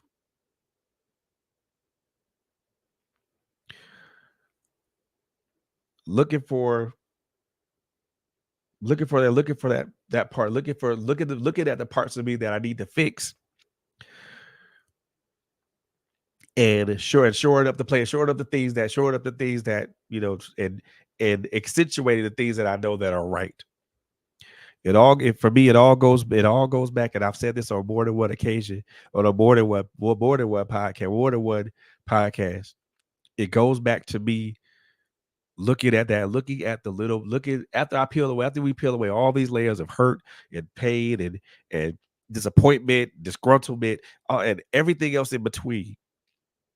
All these crazy emotions, all these in between emotions and things of that nature. It goes back to looking at that little boy, and and not and not necessarily trying to protect that little boy, because that little boy has already experienced everything that you went through. That little boy has those. Yes, sir. We are always going to be a work in progress. Every day, every day is a work in progress. My thing is to keep working and keep progressing. And but like I was saying, it's going back to that little boy, that little girl, that little boy, that little girl. Your first mindset is to want to protect that person. No, that little boy, and I'm speaking to men and women now. That little boy, that little girl's already experienced everything. They've already had the war wounds and the scars and the tears and the tear. They got the war wounds, the scars, and the tear stains to prove it. Instead of trying to protect that little boy, that little girl, it's time to embrace that little boy, that little girl. It's time for you, my brothers, to understand that just like brother Abston, just like my brother Devontae Abston said, we are always going to be a work in progress. The thing of it is, my thing of it is to amplify that even more. We should continue to work to progress. How do we get better if how do we get better if we do if we how do we learn from our mistakes if we don't make mistakes?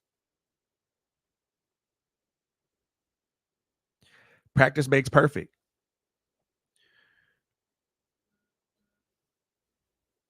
You have we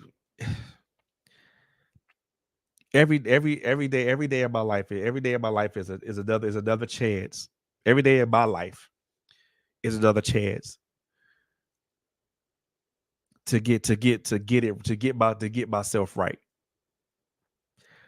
to keep myself in balance, to keep myself in, I won't even say right standing, just to keep myself on the right side, on the right side of God. Every day is a chance and opportunity to do that. Every day is a chance and an opportunity for me to do that.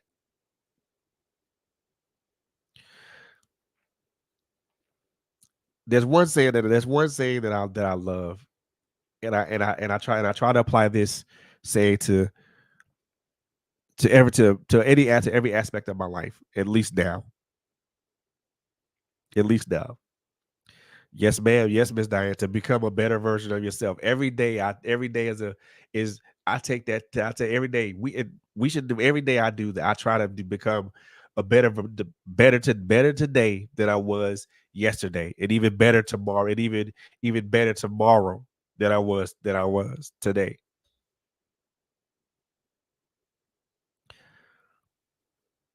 This life is about peak. This life's about hills and valleys. This life is about shallow waters and deep waters. We waited both. The question is, can we survive? Can we survive it? Can we survive in the deep waters? Or better yet, even the better question: Are you when we confronted with you? Are you able to deal with you?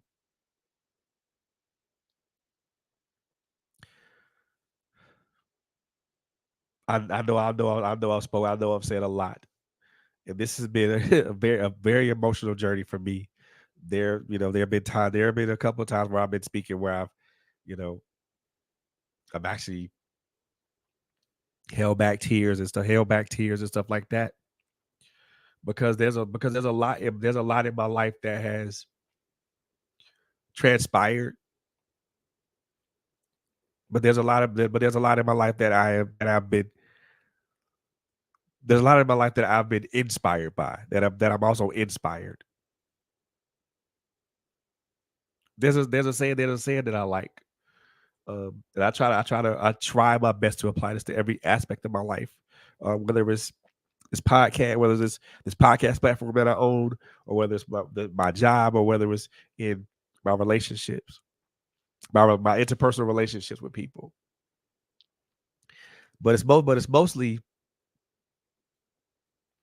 saying is mostly meant for me individually.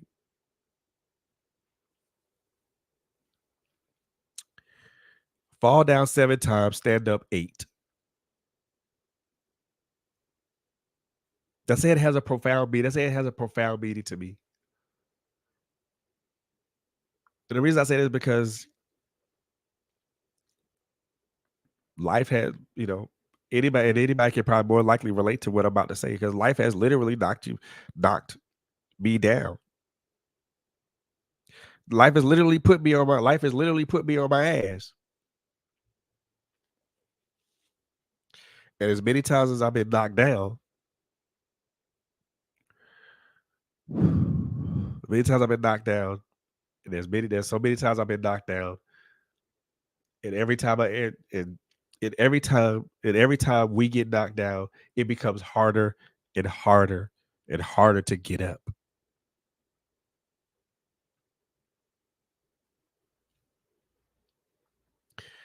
It be and I'm speaking to my not only I'm speaking to my brothers right now. I'm speaking to my brothers. I get it. I so truly get it.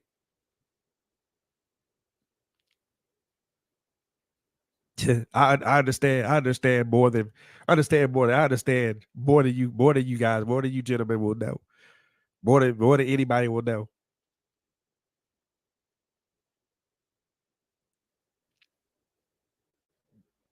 Life just comes at you all at once. And every blow is a knockout blow.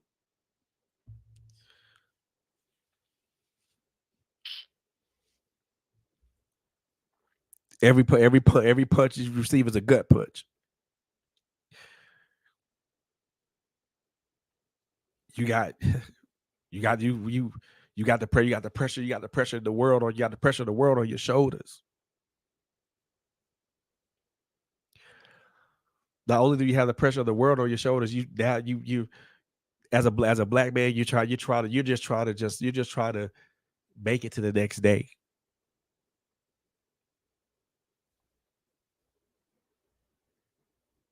But I'm here to tell you. I'm here to tell you, and I'm here to ask you. Here to tell you and ask you. No matter how many times you get knocked down, even though you've been knocked down so many times, and every time you get up, it is every time you make an attempt to get up, and it is hard.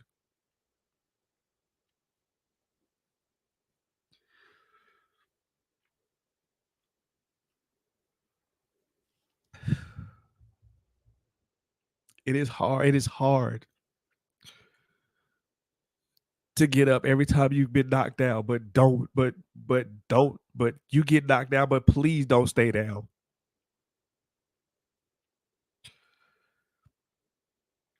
You get knocked down, but please don't stay down. If you can look up to the sky, if you can look up to the ceiling, get up.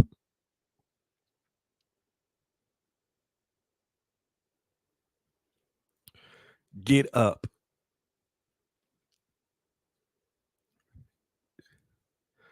Don't let life get you to that 10 count. Because when you get to that 10 count, it is over.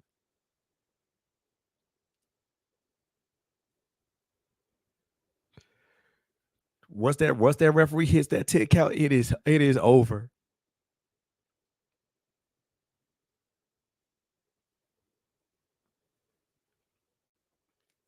So if you get knocked down, get up.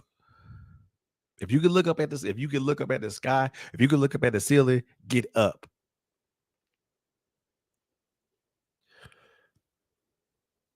Even if it takes you to 9, get up.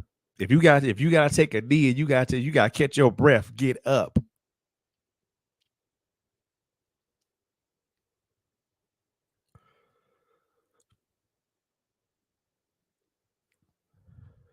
Don't stay down there, because staying down there is never a good place to be.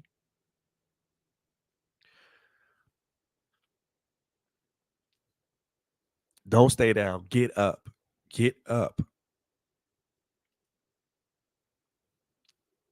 And I'm gonna tell you this. Don't worry about what round you in, bruh. Don't worry about what round you fighting in. It doesn't it don't matter. It don't matter. It don't matter what round you fighting in. Who cares?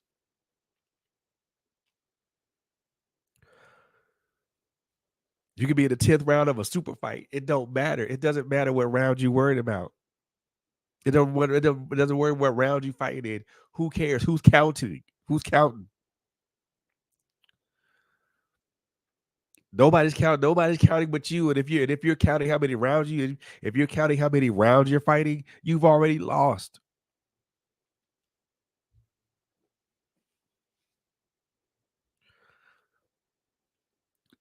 Just fight. I look. I get it. I know, and I get it. I know it seems hard. I know it seems difficult. I know it sounds so far fetched. And I know and I know it sounds like I'm blowing a whole lot of smoke.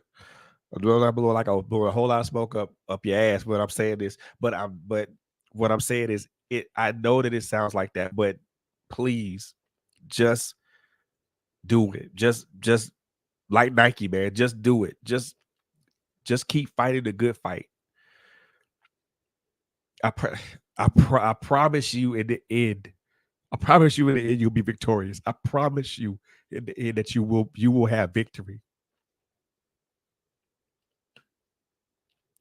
I promise you in the end that your hand will be raised in victory and you will be a champion.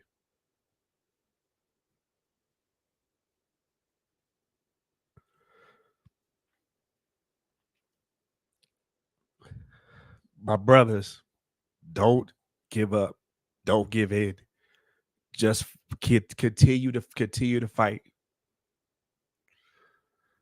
It's way too many of us.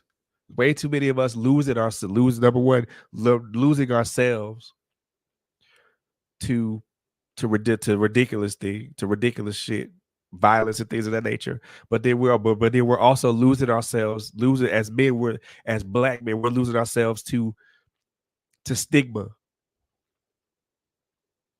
We're losing ourselves to misconceptions. We're losing ourselves, especially to stigma that things don't have that shit don't happen to us, that we don't feel, that we don't care, that we don't carry emotions, and we do.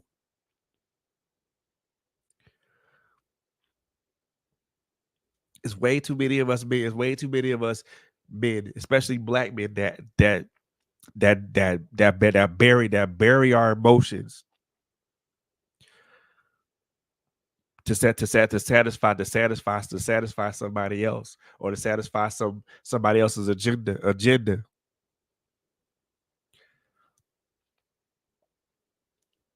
You're human just like a woman is. You're subjected to vulnerability just like a woman is.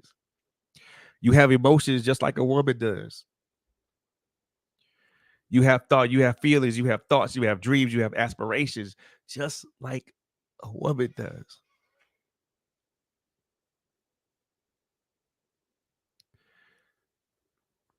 So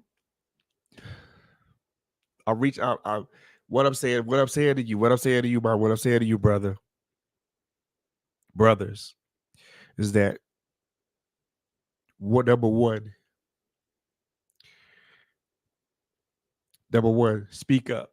Just like my sister Latanya and Devontae, my brother Devontae Abson said, look, first of all, please don't hide your head when it comes to your emotions. Your emotions are just as important as the next person's. And just like my sister LHG said, speak up and speak out. Whatever you're feeling, put it out there. What's the worst that can happen? Nobody listen. You've expressed how you felt, and you've let whatever negative emotion go.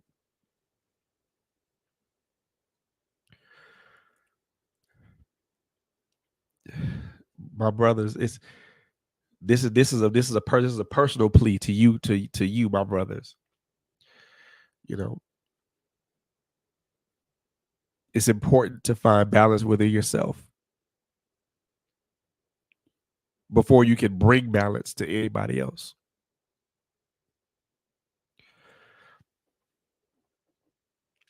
That is a lesson I am. That's a lesson I'm less. That's a lesson that is a far. That's a far too true lesson that I'm beginning to learn.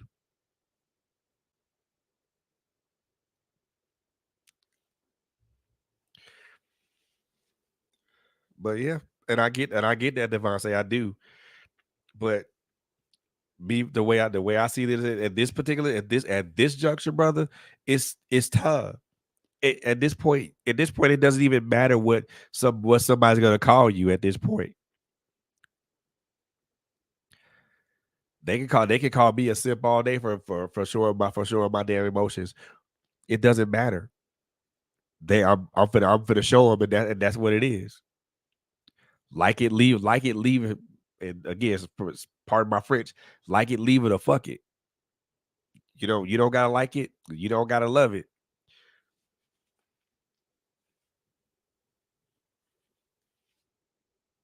That's it, Miss Diane. Those who know who you are and whose you are. It starts with that foundation right there. Brothers, know who you are, and know whose you are. But also, like I said, find balance within yourself. It's important for you to find balance within yourself before you can ever bring balance to another person. Do some deep soul searching within yourself. What is it about you that you like? What is it about you that you don't like? What is it about you that can be improved? We're like my brother Devontae Abston said, we're all a work in progress. We're still working to progress. We're all working to progress. We are not a finished product. We are not a finished product yet. And we're damn sure ain't perfect. So why even act that way?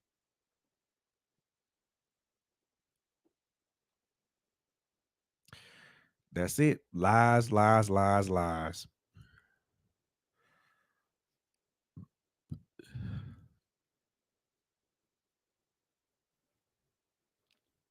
Yes, sir. That is the most important part of it right there, Devontae. Trust the progress. Also trust the process.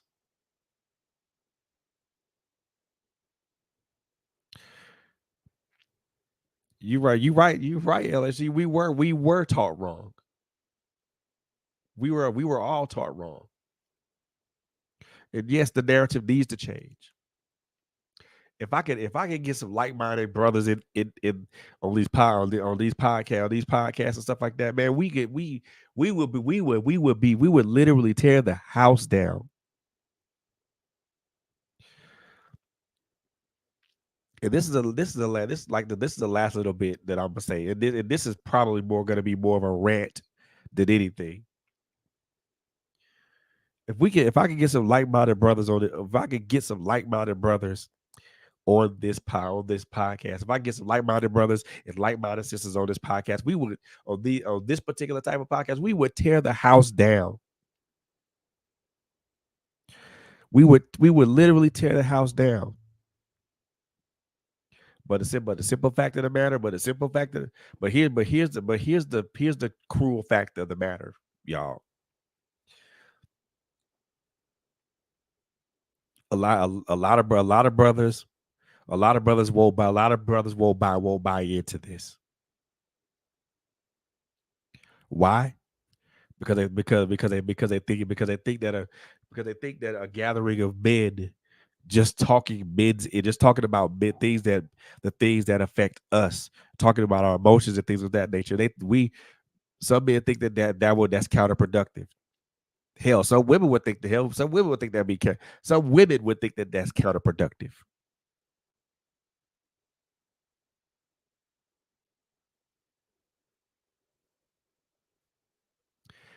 And a lot of brothers won't tap into something like this. or won't tap into that, or won't tap into this because they feel that it's that it ain't that's not necessary, that it ain't needed. And like my sis Latalia, like my sis LSG said, it is needed, it is necessary.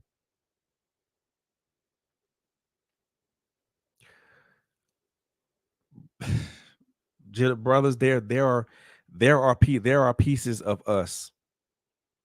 There there are pieces of us that some that our women just that our women don't understand, and there are pieces of them that that we as men that we as black men don't understand about our women. How about we put those pieces together? How about we expose those pieces, and we talk about it. We talk about it to each other. Talk about these pieces, and how they fit within us as men, and within us as women.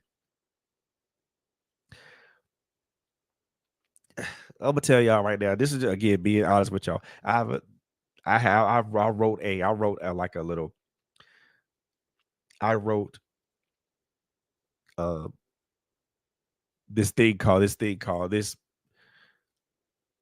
It's not a play, nor is it a script or anything like that. It's kind of like a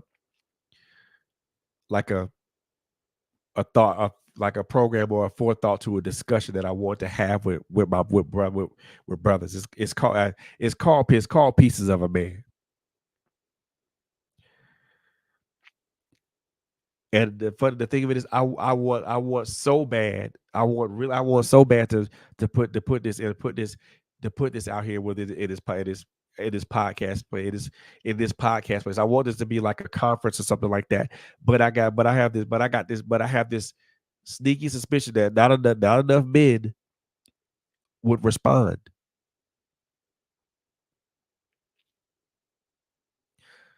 Not enough men will respond. Not enough men would garner interest. It wouldn't garner enough interest to black men. So it's something that I'm sitting on. But after tonight, but after tonight, I'm not going to sit on it any longer. Not going to sit on it no longer. What I wrote down, and what I thought about in my mind and in my heart and in my spirit and in my soul, I feel it is way too important to not let this and to not let this out, to not let this go, to not put this out here in the atmosphere in 2023. There are men out here that need to hear this. They need to hear what I have. They need to hear what this is. They need to hear what this is. They need to see. They need to see what this is. And we as men need to sit down and talk. Have a conversation about this, about all of this. And not only just our men, we need to we look here. We thank you, brother. I thank you, brother. I but hit if you thank you, brother. Hit me up on my Facebook page, or better yet, you know what? Here's my I'll put my Facebook name in the chat, so that way you can follow me, brother. Um, and I what I'll do is I'll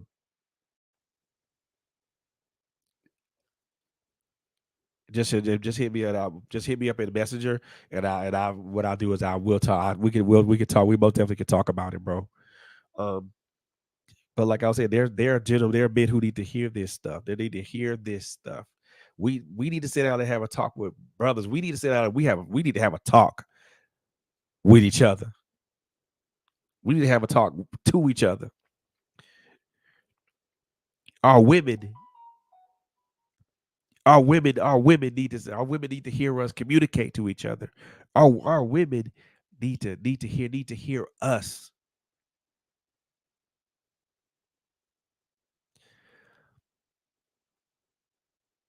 They need to be they need to be more understanding. They need to understand who we are as men. First of all, as black men, more as black men, because we got a lot. We go through a lot. We wear the weight of the world on our shoulders, and sometimes it is just it's a lot. Brothers, first of all, brothers, and I'm talking to you, and you. Yeah, all y'all out there, brothers, my brothers. We need to have a talk with. We need to have a talk. We need to talk. We need to talk to each other. We need to have a talk. We need to talk. We gotta have a dialogue with each other, y'all, brothers. We do. We gotta put some things out here. We gotta talk about what we feel. We gotta talk about what we feel, what we look, how we're looking at things, and how we feel about the world that we maneuver in, as it pertains to fatherhood, as it pertains to acceptance, all these things. We need to talk about it. We also need to talk to our we also need to we also need to involve our women in these conversations, because how the hell they gonna know who we are if they don't if they have how the hell they gonna understand how we feel if they don't know how we feel. Look, I could go on all day. I could go on all day. I could go on all day about all night about this, but I think I think I'm at a good stopping point right now. Right, I think I'm at a good stopping point right now, and there I for me there's still so much of a upheave and an upheaval of emotions that I'm experiencing right now.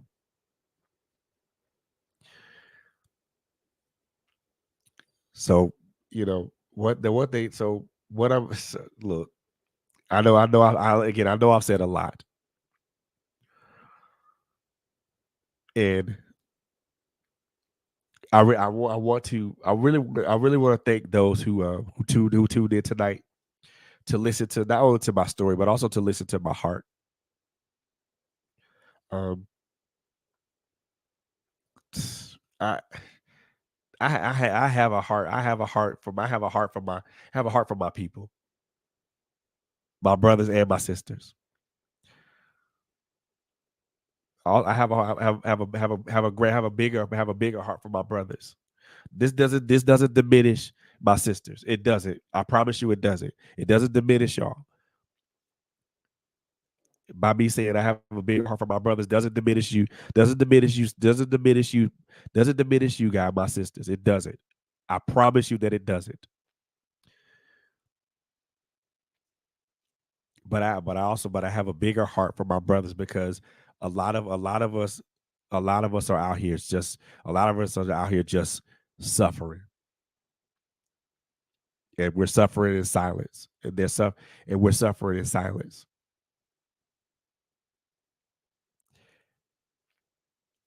I need my brothers. I need my brothers to be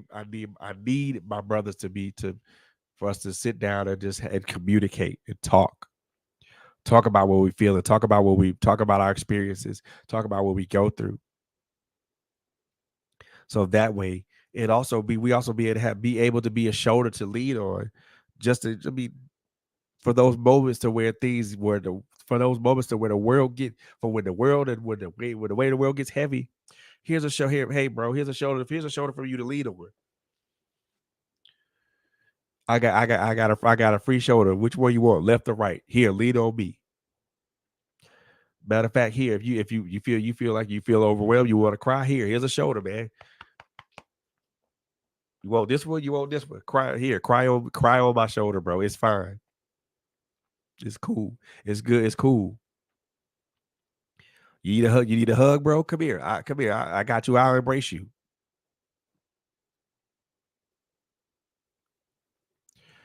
You need if you need a positive word of affirmation. Come here. Hey, what's your cell phone number? Better yet, what's your messenger? I got you.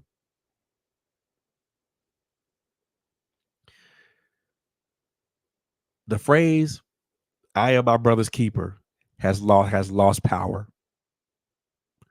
It is no longer as powerful as it was back in the day.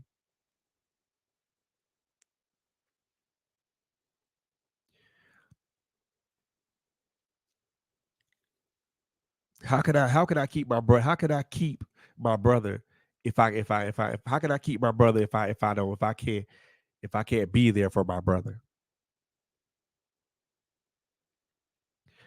That phrase back in the day used to have so much power because it was true, because it was really really true. My my brother was literally my keeper, and he made sure he held my brother held me to account. He made sure that I did that I wasn't walking the wrong path, or he made sure that if I was down, if I was feeling down, he there was a free shoulder to cry on, and he was ready. He was readily able to embrace me. Not so not that phrase does not even hold relevance now because we as men have been conditioned to believe that crying that emotions is a sign of weakness. Crying is a sign of weakness. Being expressive about how you feel about something is a sign of weakness. And we've now I won't even say that we've been conditioned. We've been overly conditioned to believe that it is never cool for a man to express how he feels. And yes, Miss Diane, it has lost its strength along the way. And it is time for that phrase to have meaning again. It's time for us to make the phrase "I am my brother's keeper" have weight, have meaning, have substance, have prevalence in our lives as brother as men.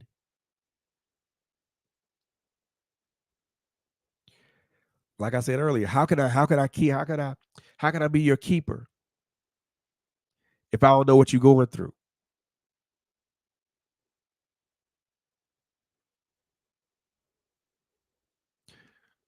Yes, ma'am. We can, we must, and we will. If we have to, I would, I'll add another one to that. We have to. We have to. We need to.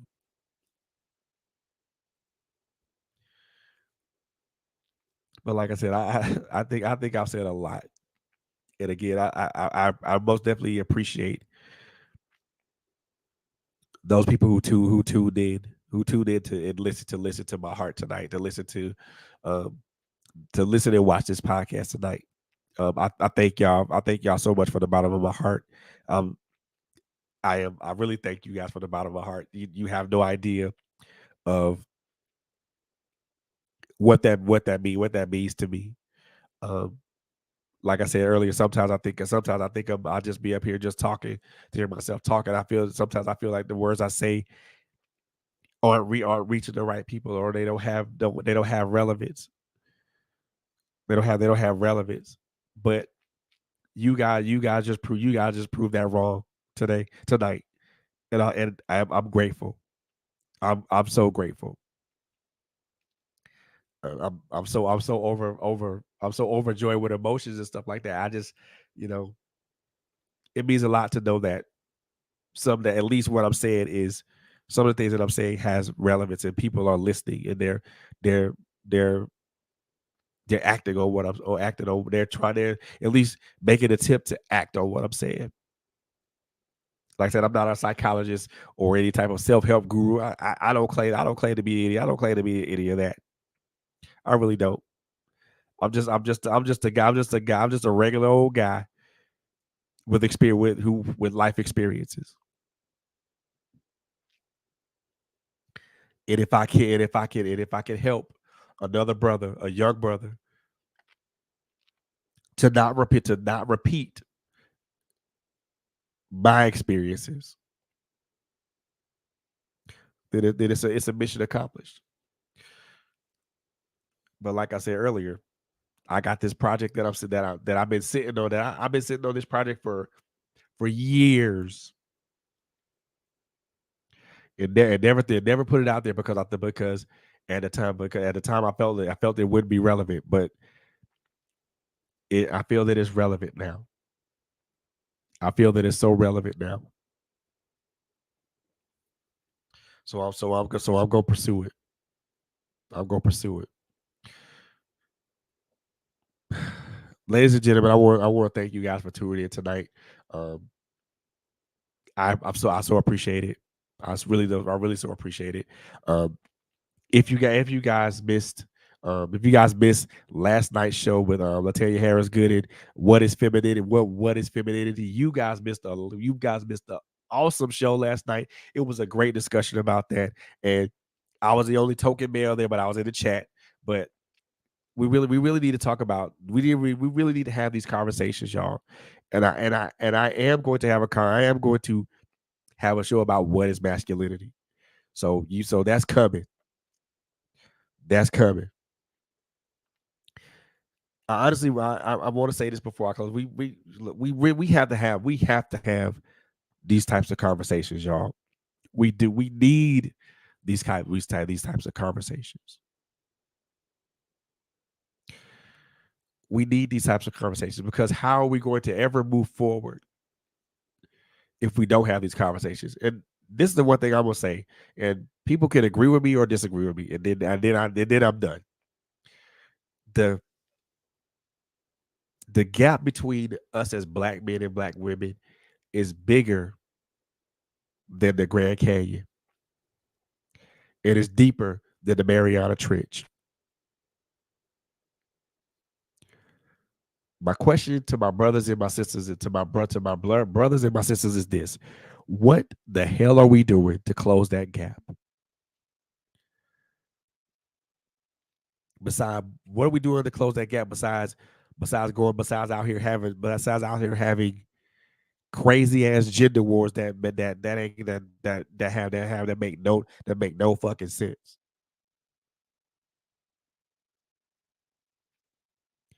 How are we closing that gap? Are we even trying to seek balance within each other? Are we even seek are we even trying to seek balance within ourselves?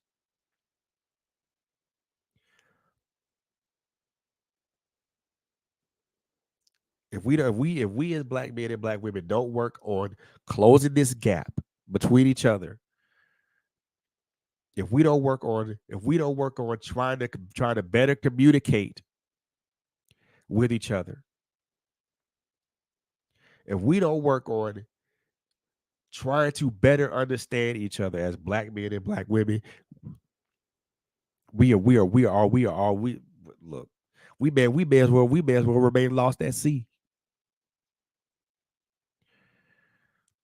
We may as well be lost at. We may as well continue to be lost at sea because we already lost at sea. We may as well just continue to stay out there in the deep waters with no navigation, with no guidance, with no view of safe harbor in sight.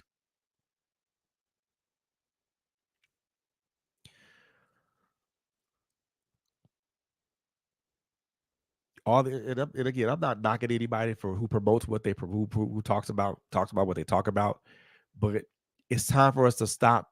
It's time for us to stop doing all that. This gender war shit is ridiculous.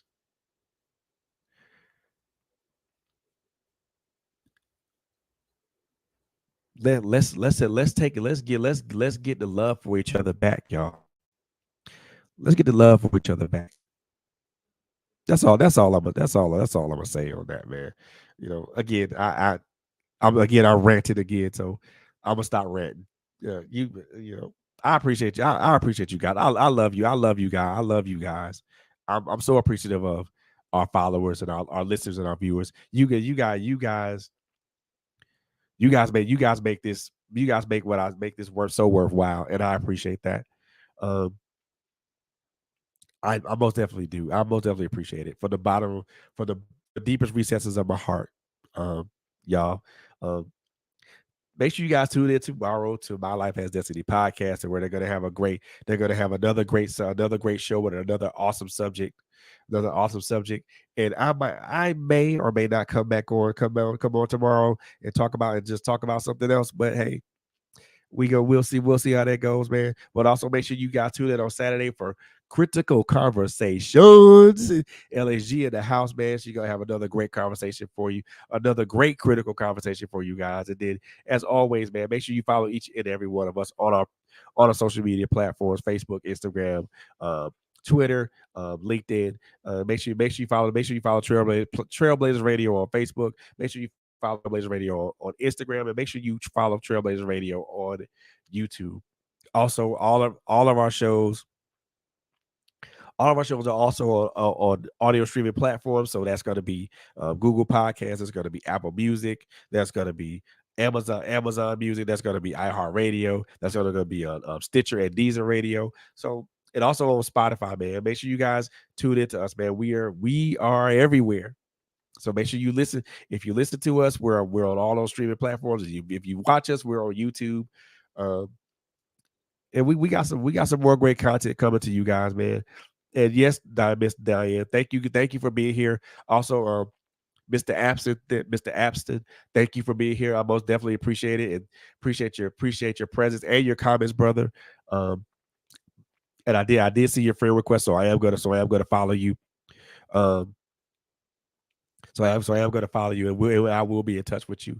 So that's gonna end this particular show. And I said I wasn't gonna be before you guys long, but hey, the show went where the show needed to go. And you know, I give God the glory. I really do. It's not my way, not my will, but it's not my will, but God's will. And I give him the glory. I give him the glory. So with that being said, man, look here. As I always like to say, man, those three things I always love to say to people. Number one, take care of each other. Number two, love on each other. Last but not least, number three, it is a crazy, crazy ass world out here, man. So above all things, please, please, please, please, please, please, please, and please be safe out here, y'all. Please be safe out here. I love you. I love you guys. I love you guys to life. And there's nothing you can do about that. I appreciate y'all. I love y'all. Thank you guys so very much for being a part of this particular podcast. I will see you guys again on the next one. You guys have a great, great night.